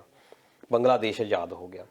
50 ਸਾਲ ਲੰਮਾ ਹੁਣ ਬਣਾਇਆ ਗਿਆ ਤੇ ਸ਼ੇਖ ਹਸੀਨਾ ਜਿਹੜੀ ਕਿ ਹੁਣ ਦੀ ਪ੍ਰਧਾਨ ਮੰਤਰੀ ਆ ਬੰਗਲਾਦੇਸ਼ ਦੀ, ਉਹਨਾਂ ਨੇ ਸਪੈਸ਼ਲ ਇਹਨਾਂ ਨੂੰ ਇਨਵਾਈਟ ਕੀਤਾ ਕਿਉਂਕਿ ਭਾਰਤ ਹੁਣ ਤੱਕ ਬੰਗਲਾਦੇਸ਼ ਦੇ ਨਾਲ ਬਹੁਤ ਵਧੀਆ ਤਰੀਕੇ ਦੇ ਨਾਲ ਰਿਹਾ, ਬਹੁਤ ਵਧੀਆ ਇਹਨਾਂ ਦੇ ਸੰਬੰਧ ਰਹੇ ਆ। ਕਿਉਂਕਿ ਬੰਗਲਾਦੇਸ਼ ਦੇ ਲੋਕਾਂ ਦੇ ਵਿੱਚ ਇੱਕ ਕਹਿ ਲਓ ਕਿ ਦਰਦ ਆ, ਦੁੱਖ ਆ, ਗੁੱਸਾ ਆ ਪਾਕਿਸਤਾਨ ਦੇ ਪ੍ਰਤੀ। ਇੱਦਾਂ ਦਾ ਇੱਕ ਗੁੱਸਾ ਜਿਹੜਾ ਆ ਭਾਰਤ ਦੇ ਲੋਕਾਂ ਦੇ ਵਿੱਚ ਵੀ ਹੈਗਾ, ਪਰ ਉਹਦੇ ਵਿੱਚ ਬੰਗਲਾਦੇਸ਼ ਵਿੱਚ ਵੀ ਪਾਕਿਸਤਾਨ ਪੱਖੀ ਲੋਕ ਰਹਿੰਦੇ ਨੇ ਜਿਹੜੇ ਕਿ ਪਾਕਿਸਤਾਨ ਦੇ ਨਾਲ ਅੱਜ ਵੀ ਹਮਦਰਦੀ ਰੱਖਦੇ ਆ। ਇੱਦਾਂ ਹੀ ਭਾਰਤ ਦੇ ਵਿੱਚ ਵੀ ਬਹੁਤ ਸਾਰੇ ਲੋਕ ਇੱਦਾਂ ਦੇ ਹੈਗੇ ਜਿਨ੍ਹਾਂ ਦੀ ਅੱਜ ਵੀ ਸਿੰਪਥੀ, ਹਮਦਰਦੀ ਪਾਕਿਸਤਾਨ ਦੇ ਨਾਲ ਹੈਗੀ। ਹੁਣ ਜਦੋਂ ਇਹ ਉੱਥੇ ਗਏ ਆ ਤੇ ਉੱਥੇ ਹਿਫਾਜ਼ਤ-ਏ-ਇਸਲਾਮ ਇੱਕ ਜਥੇਬੰਦੀ ਆ ਜਿਹੜੀ ਕਿ ਕਹਿੰਦੀ ਆ ਕਿ ਮੁਸਲਮਾਨਾਂ ਦਾ ਜਿੱਦਾਂ ਕਹਿ ਲਓ ਕਿ ਕੱਟੜ ਆ।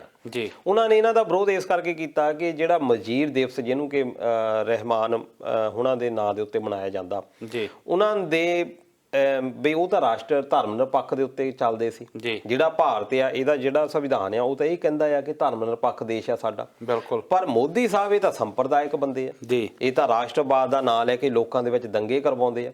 ਉੱਥੇ ਮੁਸਲਮਾਨਾਂ ਦਾ ਭਾਰਤ ਦੇ ਵਿੱਚ ਜੀਣਾ ਹਰਾਮ ਹੋ ਗਿਆ। ਘੱਟ ਗਿਣਤੀਆਂ ਖਾਸ ਤੌਰ ਦੇ ਉੱਤੇ ਘੱਟ ਗਿਣਤੀਆਂ ਦੇ ਉੱਤੇ ਜ਼ੁਲਮ ਹੋਣੇ ਸ਼ੁਰੂ ਹੋ ਗਏ ਜਦੋਂ ਦੀ 2014 ਦੀ ਸਰਕਾਰ ਆਈ ਹੋਈ ਆ ਭਾਰਤ ਦੀ। ਉਹਦੇ ਵਿਰੋਧ ਦੇ ਵਿੱਚ ਇਹ ਹਿਫਾਜ਼ਤ-ਏ-ਇਸਲਾਮ ਵਾਲਿਆਂ ਨੇ ਇੱਕ ਜਲੂਸ ਰੱਖਿਆ। ਕਿਹਾ ਇਹ ਵੀ ਜਾਂਦਾ ਹੈ ਕਿ ਇਹ ਕਹਿੰਦੇ ਆ ਕਿ ਸਾਡੇ ਜੀ ਮਦਰਸੇ ਦੇ ਉੱਤੇ ਅਟੈਕ ਹੋਇਆ, ਕਿ ਇੱਕ ਜਿਹੜਾ 100 ਸਾਲ ਪੁਰਾਣਾ ਮਦਰਸਾ ਆ ਉਹਦੇ ਅੱਗੇ ਜਲੂਸ ਕੱਢਿਆ ਗਿਆ।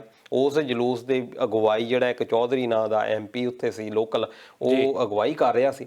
ਉਸ ਤੋਂ ਬਾਅਦ ਲੋਕਾਂ ਦੇ ਵਿੱਚ ਇੰਨਾ ਜ਼ਿਆਦਾ ਨਫ਼ਰਤ ਫੈਲ ਗਈ, ਇੰਨੀਆਂ ਹੇਟ ਸਪੀਚ ਦਿੱਤੀਆਂ ਗਈਆਂ ਕਿ ਉਧਰੋਂ ਤਾਂ ਇੱਕ ਪਾਸੇ ਇਹਨਾਂ ਦਾ ਦੌਰਾ ਚੱਲ ਰਿਹਾ ਸੀ ਤੇ ਬ੍ਰਾਹਮਣਵਾਰੀਆ ਇੱਕ ਜ਼ਿਲ੍ਹਾ ਹੈਗਾ, ਉਹਦੇ ਵਿੱਚ ਬਹੁਤ ਜ਼ਿਆਦਾ ਦੰਗੇ ਭੜਕਣੇ ਸ਼ੁਰੂ ਹੋ ਗਏ। ਕਾਲੀ ਮਾਤਾ ਦਾ ਇੱਕ ਮੰਦਿਰ ਹੈ ਉੱਥੇ, ਬੜਾ ਅਹਿਮ ਆ, ਤੇ ਉੱਥੇ ਮੂਰਤੀਆਂ ਤੋੜੀਆਂ ਗਈਆਂ, ਖੰਡਿਤ ਕੀਤੀਆਂ ਗਈਆਂ। ਫਿਰ ਉੱਥੇ ਟ੍ਰੇਨ ਜਿਹੜੀ ਆ ਉਹਦੇ ਉੱਤੇ ਅਟੈਕ ਕੀਤਾ ਗਿਆ, ਬਹੁਤ ਸਾਰੇ ਯਾਤਰੀਆਂ ਨੂੰ ਜਿਹੜਾ ਆ ਹਰਾਸ਼ ਕੀਤਾ ਗਿਆ।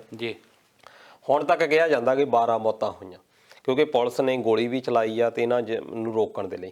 ਪਰ ਹੁਣ ਸਾਰੀਆਂ ਜਥੇਬੰਦੀਆਂ, ਚਾਹੇ ਉਹ ਹਿਫਾਜ਼ਤ ਇਸਲਾਮ ਆ, ਉਹ ਕਹਿ ਰਹੀ ਆ ਕਿ ਸਾਡਾ ਇਹਦੇ ਵਿੱਚ ਕੋਈ ਰੋਲ ਨਹੀਂ, ਇਹ ਸਰਕਾਰ ਨੇ ਇੱਦਾਂ ਕਰਵਾਇਆ। ਦੂਜੇ ਪਾਸੇ ਜਿਹੜਾ ਉਹ MP ਉਹ ਕਹਿੰਦਾ ਮੇਰਾ ਵੀ ਇਹਦੇ ਵਿੱਚ ਕੋਈ ਯੋਗਦਾਨ ਨਹੀਂ। ਹੁਣ ਉਹ ਸਾਰਾ ਜਿਹੜਾ ਕਹਿ ਲਓ ਕਿ ਰੌਲਾ ਹੁਣ ਲੋਕਾਂ ਦੇ ਸਿਰ ਦੇ ਉੱਤੇ ਸੱਟ ਕੇ ਦਿੱਤਾ ਗਿਆ ਕਿ ਭੀੜ ਨੇ ਕਰ ਦਿੱਤਾ। ਪਰ ਇੱਥੇ ਅਹਿਮ ਇਹ ਵੀ ਚੀਜ਼ ਹੁੰਦੀ ਆ ਕਿ ਚਲੋ ਆਪਾਂ ਮੰਨਦੇ ਆ ਮੋਦੀ ਸਾਹਿਬ ਭਾਰਤ ਦੇ ਇੱਕ ਪ੍ਰਧਾਨ ਮੰਤਰੀ ਆ, ਉਹ ਨਿੱਜੀ ਦੌਰੇ ਦੇ ਉੱਤੇ ਤਾਂ ਗਏ ਨਹੀਂ, ਉਹਨਾਂ ਨੂੰ ਸੱਦਿਆ ਗਿਆ, ਇਨਵਾਈਟ ਕੀਤਾ ਗਿਆ ਸ਼ੇਖ ਹਸੀਨਾ ਦੇ ਦੁਆਰਾ। ਫਿਰ ਦੂਜਾ ਲੋਕਾਂ ਦੀ ਅਕਲਮੰਦੀ ਦੇਖੋ ਕਿ ਉਹ ਦੂਜੇ ਦੇਸ਼ ਦੇ ਪ੍ਰਧਾਨ ਮੰਤਰੀ ਨੂੰ ਇੱਕ ਤਰ੍ਹਾਂ ਦੇ ਨਾਲ ਚੇਤਾਵਨੀ ਦੇਣ ਦੇ ਲਈ ਆਪਣੇ ਲੋਕਾਂ ਨੂੰ ਹੀ ਮਾਰ ਰਹੇ ਆ, ਆਪਣੇ ਲੋਕਾਂ ਦੇ ਉੱਤੇ ਹਮਲਾ ਕਰ ਰਹੇ ਆ। ਇਹ ਤੋਂ ਤੁਸੀਂ ਇਹ ਮਾਨਸਿਕਤਾ ਦਾ ਪੱਧਰ ਲਾਓ।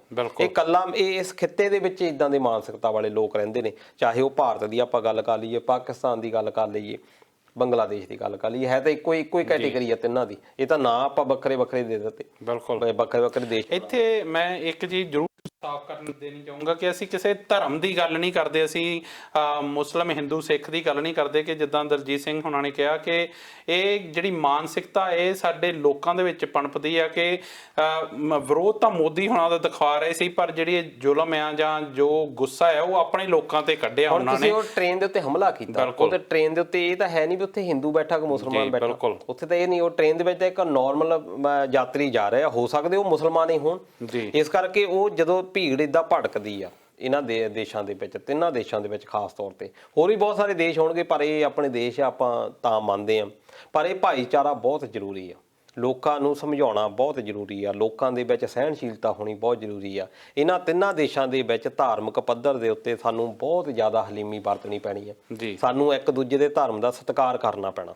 ਅਸੀਂ ਇੱਕ ਦੂਜੇ ਦੇ ਧਰਮ ਨੂੰ ਹੇਠ ਨਾਲ ਨਹੀਂ ਦੇਖ ਸਕਦੇ, ਅਸੀਂ ਇਕੱਠਿਆਂ ਨਹੀਂ ਰਹਿਣਾ ਜਿੱਦਾਂ ਪਹਿਲਾਂ ਰਹਿੰਦੇ ਆਏ ਆ ਅਸੀਂ ਹੁਣ ਤੱਕ। ਜੇ ਅਸੀਂ ਬ੍ਰਿਟਿਸ਼ ਦੀ ਵੀ ਗੱਲ ਕਰ ਲਈਏ, ਬੜੇ ਵਧੀਆ ਰਹੇ ਆ। ਮਹਾਰਾਜਾ ਰਣਜੀਤ ਸਿੰਘ ਦੀ ਆਪਾਂ ਮਿਸਾਲ ਦਿੰਦੇ ਆ, ਭਾਵੇਂ ਇੱਕ ਸਿੱਖ ਰਾਜਾ ਸੀ ਪਰ ਹਿੰਦੂ ਵੀ ਉਹ ਤੋਂ ਖੁਸ਼ ਸੀ, ਮੁਸਲਮਾਨ ਵੀ ਉਹਦੇ ਕੋਲੋਂ ਖੁਸ਼ ਸੀ, ਸਿੱਖ ਵੀ ਖੁਸ਼ ਸੀ। ਇਸ ਕਰਕੇ ਉਹ ਇੱਕ ਮਿਸਾਲਾਂ ਹੁੰਦੀਆਂ, ਬਹੁਤ ਸਾਰੀਆਂ ਘਾਟਾਂ ਹੋਣਗੀਆਂ, ਪਰ ਉਹਨਾਂ ਜਿਹੜੇ ਰਾਜੇ ਆ, ਉਹ ਸ਼ਾਸਕ ਜਿਹੜੇ ਕਿ ਬਰਾਬਰ ਦਾ ਪ੍ਰਬੰਧ ਦਿੰਦੇ ਆ, ਜਿਹੜੇ ਇੱਕ ਅੱਖ ਦੇ ਨਾਲ ਦੇਖਦੇ ਆ, ਇੱਕੋ ਜਿਹਾ ਨਿਆਂ ਕਰਦੇ ਆ, ਇੱਕੋ ਜਿਹੀਆਂ ਸਹੂਲਤਾਂ ਦਿੰਦੇ ਆ, ਉਹਨਾਂ ਦਾ ਨਾਂ ਹਿਸਟਰੀ ਦੇ ਵਿੱਚ ਆਉਂਦਾ। ਇਸ ਕਰਕੇ ਇਹ ਜਿਹੜਾ ਦੌਰਾ ਸੀ ਇਹਨੂੰ ਆਪਾਂ ਸਫਲ ਨਹੀਂ ਕਹਿ ਸਕਦੇ ਕਿ ਜਿਸ ਤਰੀਕੇ ਦੇ ਨਾਲ ਹੋ ਸਕਦਾ ਕਿ ਅੱਗੇ ਤੋਂ ਦੌਰੇ ਜਿਹੜੇ ਹੋਣ, ਪਰ ਮੋਦੀ ਸਾਹਿਬ ਜਿੱਥੇ ਵੀ ਹੁਣ ਜਾਂਦੇ ਆ, ਜਿਸ ਤਰੀਕੇ ਦੇ ਨਾਲ ਵਿਰੋਧ ਪ੍ਰਦਰਸ਼ਨ ਹੋਣਾ ਸ਼ੁਰੂ ਹੋ ਗਿਆ, ਇਹਨਾਂ ਨੂੰ ਜ਼ਰੂਰ ਥੋੜ੍ਹਾ ਜਿਹਾ ਸੋਚਣਾ ਚਾਹੀਦਾ ਕਿ ਕਿਹੋ ਜਿਹੀਆਂ ਪਾਲਿਸੀਜ਼ ਜਿਹੜੀਆਂ ਜਾਂ ਨੀਤੀਆਂ ਆ ਉਹ ਇਹਨਾਂ ਨੂੰ ਹੁਣ ਅੱਗੇ ਅਪਣਾਉਣੀਆਂ ਚਾਹੀਦੀਆਂ। ਬਿਲਕੁਲ, ਸਰਕਾਰਾਂ ਨੂੰ ਵੀ ਸੋਚਣਾ ਚਾਹੀਦਾ ਕਿ ਉਹ ਸਰਕਾਰਾਂ ਜਿਹੜੀਆਂ ਉਹ ਲੋਕਾਂ ਲਈ ਹੁੰਦੀਆਂ, ਉਹਨੂੰ ਕੰਮ ਲੋਕਾਂ ਲਈ ਕਰਨੇ ਚਾਹੀਦੇ, ਨਾ ਕਿ ਉਹ ਕੰਮ ਕਰਨੇ ਚਾਹੀਦੇ ਜਿਹੜੇ ਲੋਕਾਂ ਨੂੰ ਪਸੰਦ ਨਾ ਹੋਣ। ਤੇ ਨਾਲ ਦੀ ਨਾਲ ਸਾਨੂੰ ਵੀ ਇਹ ਸੋਚਣਾ ਪਊਗਾ ਕਿ ਅਸੀਂ ਇੱਕ ਹਿੰਦੂ ਸਿੱਖ ਮੁਸਲਿਮ ਹੋਣ ਤੋਂ ਪਹਿਲਾਂ ਇਨਸਾਨ ਆ, ਇਨਸਾਨ ਬਣੀਏ, ਚੰਗੇ ਇਨਸਾਨ ਬਣੀਏ, ਕਿਉਂਕਿ ਕੋਈ ਵੀ ਧਰਮ ਨਫ਼ਰਤ ਨਹੀਂ ਸਿਖਾਉਂਦਾ। ਹਰ ਧਰਮ ਜਿਹੜੀ ਆ ਉਹ ਮੁਹੱਬਤ ਨੂੰ ਹੀ ਮੈਨੂੰ ਲੱਗਦਾ ਰੱਬ ਮੰਨਦਾ ਹੈ। ਜਿਹੜੀ ਮਾਨਵਤਾ ਸਭ ਤੋਂ ਵੱਡਾ ਧਰਮ ਹੁੰਦਾ, ਸਾਨੂੰ ਉਹਦਾ ਜਿਹੜਾ ਪਾਲਣ ਆ ਉਹ ਜ਼ਰੂਰ ਕਰਨਾ ਚਾਹੀਦਾ ਆ। ਇਹਦੇ ਨਾਲ ਦਲਜੀਤ ਜੀ ਪ੍ਰੋਗਰਾਮ ਦਾ ਸਮਾਂ ਤਕਰੀਬਨ ਮੁਕੰਮਲ ਹੋ ਚੁੱਕਾ, ਪਰ ਮੈਂ ਇੱਕ ਖਬਰ ਜ਼ਰੂਰ ਹੋਰ ਸਾਂਝੀ ਕਰਨੀ ਚਾਹੂੰਗਾ ਤੁਹਾਡੇ ਨਾਲ। ਕੈਨੇਡਾ ਦੇ ਵਿੱਚ ਜਿਹੜਾ ਅਫੀਮ ਦਾ ਕੰਟੇਨਰ ਫੜਿਆ ਗਿਆ, ਜਿਹੜਾ ਉਹਦੇ ਤੇ ਗੱਲ ਜ਼ਰੂਰ ਕਰਨੀ ਚਾਹੂੰਗਾ, ਉਹਦੇ ਬਾਰੇ ਜ਼ਰੂਰ ਦੱਸੋ। ਇਹ port of Vancouver delta port, ਉੱਥੇ ਇਹ ਫੜੀ ਗਈ ਆ। 2400 ਦੇ ਕਰੀਬ ਇਹ ਪੈਕਟ ਮਿਲੇ ਆ ਜੀ। 400 ਗ੍ਰਾਮ ਦਾ ਕਹਿੰਦੇ ਇੱਕ ਪੈਕਟ ਸੀ ਜੀ, ਤੇ ਇਹਦੀ ਟੋਟਲ ਜੇ ਦੇਖਿਆ ਜਾਵੇ 1000 ਕਿਲੋਗ੍ਰਾਮ, 1 ਟਨ ਤੱਕ ਜੀ ਉੱਥੇ ਤੱਕ ਪਹੁੰਚਿਆ ਜੀ। ਤੇ ਐਡੀ ਵੱਡੀ ਮਾਤਰਾ ਦੇ ਵਿੱਚ ਅਫੀਮ ਕੈਨੇਡਾ ਦੇ ਵਿੱਚ, ਤੇ ਬਾਇਆ ਸ਼ਿਪ ਇਹ ਕਿਹਾ ਗਿਆ। ਉਸ ਤੋਂ ਬਾਅਦ ਟਰੱਕ, ਤੇ ਇਹ ਫਰਵਰੀ ਦੇ ਵਿੱਚ ਮੰਨਿਆ ਜਾਂਦਾ ਕਿ ਇਹ ਆ ਚੁੱਕੀ ਸੀ ਜੀ। ਹੁਣ ਇਸ ਤੋਂ ਬਾਅਦ ਕਿੰਨੀ ਡਿਲੀਵਰੀ ਹੋ ਚੁੱਕੀ ਆ ਇਹ ਵੀ ਦੇਖਣ ਵਾਲੀ ਗੱਲ ਆ। ਪਰ ਸਭ ਤੋਂ ਵੱਡੀ ਸਾਡੇ ਲਈ ਚਿੰਤਾ ਵਾਲੀ ਗੱਲ ਆ ਕਿ ਇਹਦੇ ਵਿੱਚ ਸ਼ਮੂਲੀਅਤ ਸਾਡੇ ਪੰਜਾਬੀ ਲੋਕਾਂ ਦੀ ਪਾਈ ਜਾਂਦੀ ਆ। ਇਹ ਸਾਡੇ ਲਈ ਬੜੀ ਚਿੰਤਾ ਦੀ ਗੱਲ ਹੈਗੀ। ਚਾਹੇ ਟਰੱਕਿੰਗ ਦਾ ਬਿਜ਼ਨਸ, ਜਿਹੜੇ ਪੰਜਾਬੀ ਕੈਨੇਡਾ ਦੇ ਵਿੱਚ ਗਏ ਆ, ਬਹੁਤ ਜ਼ਿਆਦਾ ਕੰਮ ਇਹਨਾਂ ਨੇ ਕੀਤਾ, ਬਹੁਤ ਹਾਰਡ ਵਰਕ ਕੀਤਾ। ਸਾਡੇ ਜਿਹੜੇ ਪੰਜਾਬੀ ਆ ਉੱਥੇ ਲੀਡਰਸ਼ਿਪ ਦੇ ਵਿੱਚ ਹੀ ਮੇਨ ਆ, ਉੱਥੇ ਕੈਬਨਿਟ ਮਿਨਿਸਟਰ ਵੀ ਸਾਡੇ ਬਣੇ ਹੋਏ ਆ ਜੀ। ਇੱਕ ਨਾਂ ਆ ਪੰਜਾਬੀਆਂ ਦਾ, ਬਿਲਕੁਲ। ਪਰ ਨਾਲ ਦੀ ਨਾਲ ਇੱਕ ਧੱਬਾ ਵੀ ਆ ਕਿ ਜਿਸ ਤਰੀਕੇ ਦੇ ਨਾਲ ਗੈਂਗਵਾਰ ਹੋ ਰਹੀ ਆ ਉਹਦੇ ਵਿੱਚ ਵੀ ਸਾਡੇ ਲੋਕ, ਸਾਡੇ ਜਿਹੜੇ ਬੱਚੇ ਉੱਥੇ ਦੇ ਜੰਪਲ ਆ ਜੀ, ਉਹਨਾਂ ਦੀ ਜਿੰਨੀ ਸ਼ਮੂਲੀਅਤ ਆ, ਜਿਸ ਤਰੀਕੇ ਦੇ ਨਾਲ ਹਰ ਮਹੀਨੇ ਕੋਈ ਨਾ ਕੋਈ ਉੱਥੇ ਕਤਲੇਆਮ ਹੋ ਰਿਹਾ, ਗੈਂਗਵਾਰ ਦੇ ਵਿੱਚ ਬੱਚਿਆਂ ਦੀਆਂ ਜਾਨਾਂ ਜਾ ਰਹੀਆਂ, ਖਾਸ ਤੌਰ ਤੇ ਟੀਨਏਜਰਸ ਦੀਆਂ ਜੀ, ਉਹਦੇ ਵਿੱਚ ਇਹੋ ਜਿਹੀ ਖੇਪ ਫੜੀ ਜਾਣੀ, ਇਹ ਬੜੀ ਚਿੰਤਾ ਦਾ ਵਿਸ਼ਾ। ਹੋ ਸਕਦਾ ਕਿ ਕੈਨੇਡਾ ਦੇ ਕਾਨੂੰਨ ਬਣੇ ਹੋਣ, ਪਰ ਲੱਗਦਾ ਇਹ ਆ ਕਿ ਕੁਛ ਨਾ ਕੁਛ ਸੌਫਟ ਕਾਰਨਰ ਹੈਗਾ ਜਿਹਦੇ ਨਾਲ ਕਿ ਇਹੋ ਜਿਹੀਆਂ ਗੱਲਾਂ ਹੋ ਰਹੀਆਂ ਜੀ। ਪਰ ਇਹ ਤਾਂ ਇੱਕ ਫੜ ਹੋਇਆ, ਇਹ ਤਾਂ ਓਪੀਐਮ ਜਿਹੜਾ ਕਿ ਅਫੀਮ, ਇਹੀ ਅਫੀਮ ਹੈ ਜਿਹਨੇ ਬਾਅਦ ਵਿੱਚ ਹੀਰੋਇਨ ਵੀ ਇਹ ਤੋਂ ਬਣਾਈ ਜਾਂਦੀ ਹੈ। ਪਰ ਬਹੁਤ ਸਾਰੇ ਲੋਕ ਇਹ ਵੀ ਦੱਸਦੇ ਆ ਕਿ ਇਹਦਾ ਸੇਵਨ ਪੰਜਾਬੀ ਲੋਕ ਬਹੁਤ ਜ਼ਿਆਦਾ ਵੱਡੇ ਪੱਧਰ ਦੇ ਉੱਤੇ ਕਰਦੇ ਆ ਜੀ, ਤੇ ਬਹੁਤ ਸਾਰੇ ਜਿਹੜੇ ਆ ਸਪਲਾਈ ਦੇ ਵਿੱਚ ਵੀ ਪਾਏ ਜਾਂਦੇ ਆ, ਤੇ ਸਰਕਾਰ ਨੇ ਸਖਤੀ ਵੀ ਸ਼ੁਰੂ ਕਰ ਦਿੱਤੀ ਆ। ਪਰ ਸਾਨੂੰ ਇਹ ਜ਼ਰੂਰ ਦੇਖਣਾ ਚਾਹੀਦਾ ਕਿ ਅਸੀਂ ਆਪਣੇ ਨਾਲ, ਦੇਖੋ ਪੰਜਾਬ ਦੇ ਵਿੱਚ ਅਸੀਂ ਕੀ ਕਰਦੇ ਆ, ਇੰਡੀਆ ਦੇ ਵਿੱਚ ਕੀ ਕਰਦੇ ਆ, ਉਹਦੇ ਵਿੱਚ ਇੱਕ ਅਸੀਂ ਵਿਅਕਤੀ ਹੋ ਸਕਦੇ ਜੀ। ਪਰ ਜਦੋਂ ਅਸੀਂ ਬੇਗਾਨੇ ਦੇਸ਼ ਦੇ ਵਿੱਚ ਜਾ ਕੇ ਕੋਈ ਵੀ ਕੰਮ ਕਰਦੇ ਆ, ਉਹਦੇ ਵਿੱਚ ਸਾਡੀ ਪਹਿਲੀ ਆਇਡੈਂਟੀ ਇਹ ਹੋਣੀ ਆ ਕਿ ਇੰਡੀਅਨ ਮੈਨ ਜੀ, ਕਿ ਇੰਡੀਅਨ ਵਿਅਕਤੀ ਨੇ ਇਹ ਕੰਮ ਕੀਤਾ ਜਾਂ ਇੱਕ ਪੰਜਾਬੀ ਵਿਅਕਤੀ ਨੇ, ਉਹਦੇ ਨਾਲ ਫਿਰ ਸਾਰੀ ਕਮਿਊਨਿਟੀ ਨੂੰ ਉਹ ਗੱਲ ਦੇਖਣੀ। ਬਿਲਕੁਲ ਦਲਜੀਤ ਜੀ, ਜਦੋਂ ਅਮਰੀਕਾ, ਕੈਨੇਡਾ, ਆਸਟ੍ਰੇਲੀਆ ਵਰਗੇ ਦੇਸ਼ਾਂ 'ਚ ਜਦੋਂ ਵੀ ਕੋਈ ਭਾਰਤ ਦਾ ਭਾਈਚਾਰੇ ਨਾਲ ਸੰਬੰਧਿਤ ਜਾਂ ਪੰਜਾਬੀ ਭਾਈਚਾਰੇ ਨਾਲ ਸੰਬੰਧਿਤ ਕੋਈ ਸਰਕਾਰ ਦੇ ਵਿੱਚ ਆਉਂਦਾ ਜਾਂ ਕੋਈ ਚੰਗਿਆ ਕੰਮ ਕਰਦਾ, ਤਾਂ ਪੂਰੀ ਕਮਿਊਨਿਟੀ ਦਾ ਸਿਰ ਉੱਚਾ ਹੁੰਦਾ, ਤੇ ਅਸੀਂ ਬੜੇ ਮਾਣ ਨਾਲ ਉਹ ਖਬਰਾਂ ਸ਼ੇਅਰ ਵੀ ਕਰਦੇ ਹਾਂ, ਸੋਸ਼ਲ ਮੀਡੀਆ ਤੇ ਵੀ ਪਾਉਂਦੇ ਹਾਂ, ਤੇ ਇੱਕ ਦੂਜੇ ਨਾਲ ਜਿਹੜੇ ਇੱਥੋਂ ਦੇ ਗੋਰੇ ਆ ਉਹਨਾਂ ਨੂੰ ਦੱਸਦੇ ਵੀ ਆ। ਪਰ ਜਦੋਂ ਇਦਾਂ ਦੀ ਘਟਨਾ ਵੀ ਸਾਹਮਣੇ ਆਉਂਦੀ ਤੇ ਉਹ ਜਿਹੜੀ ਫਿਰ ਪੂਰੀ ਕਮਿਊਨਿਟੀ ਦਾ ਸਿਰ ਨੀਵਾਂ ਹੁੰਦਾ ਉਹਨਾਂ ਚੀਜ਼ਾਂ ਨਾਲ।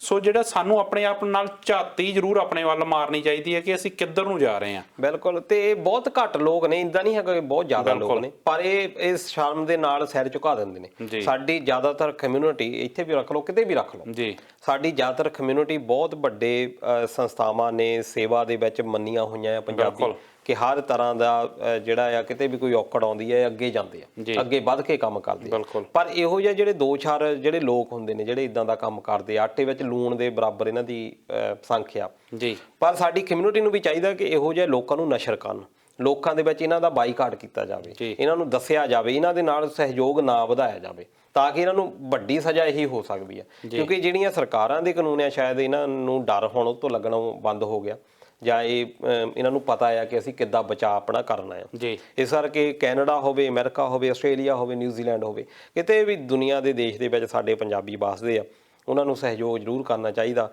ਆਪਣਾ ਨਹੀਂ ਤਾਂ ਆਪਣੀ ਆਉਣ ਵਾਲੀ ਜਨਰੇਸ਼ਨ ਦਾ, ਕਿਉਂਕਿ ਹੁਣ ਜਿਹੜੇ ਕੀਤੇ ਕੰਮ ਆ ਆਉਣ ਵਾਲੀ ਜਨਰੇਸ਼ਨ ਨੂੰ ਭੁਗਤਣੇ ਪੈਣੇ ਆ ਜੀ। ਬਿਲਕੁਲ।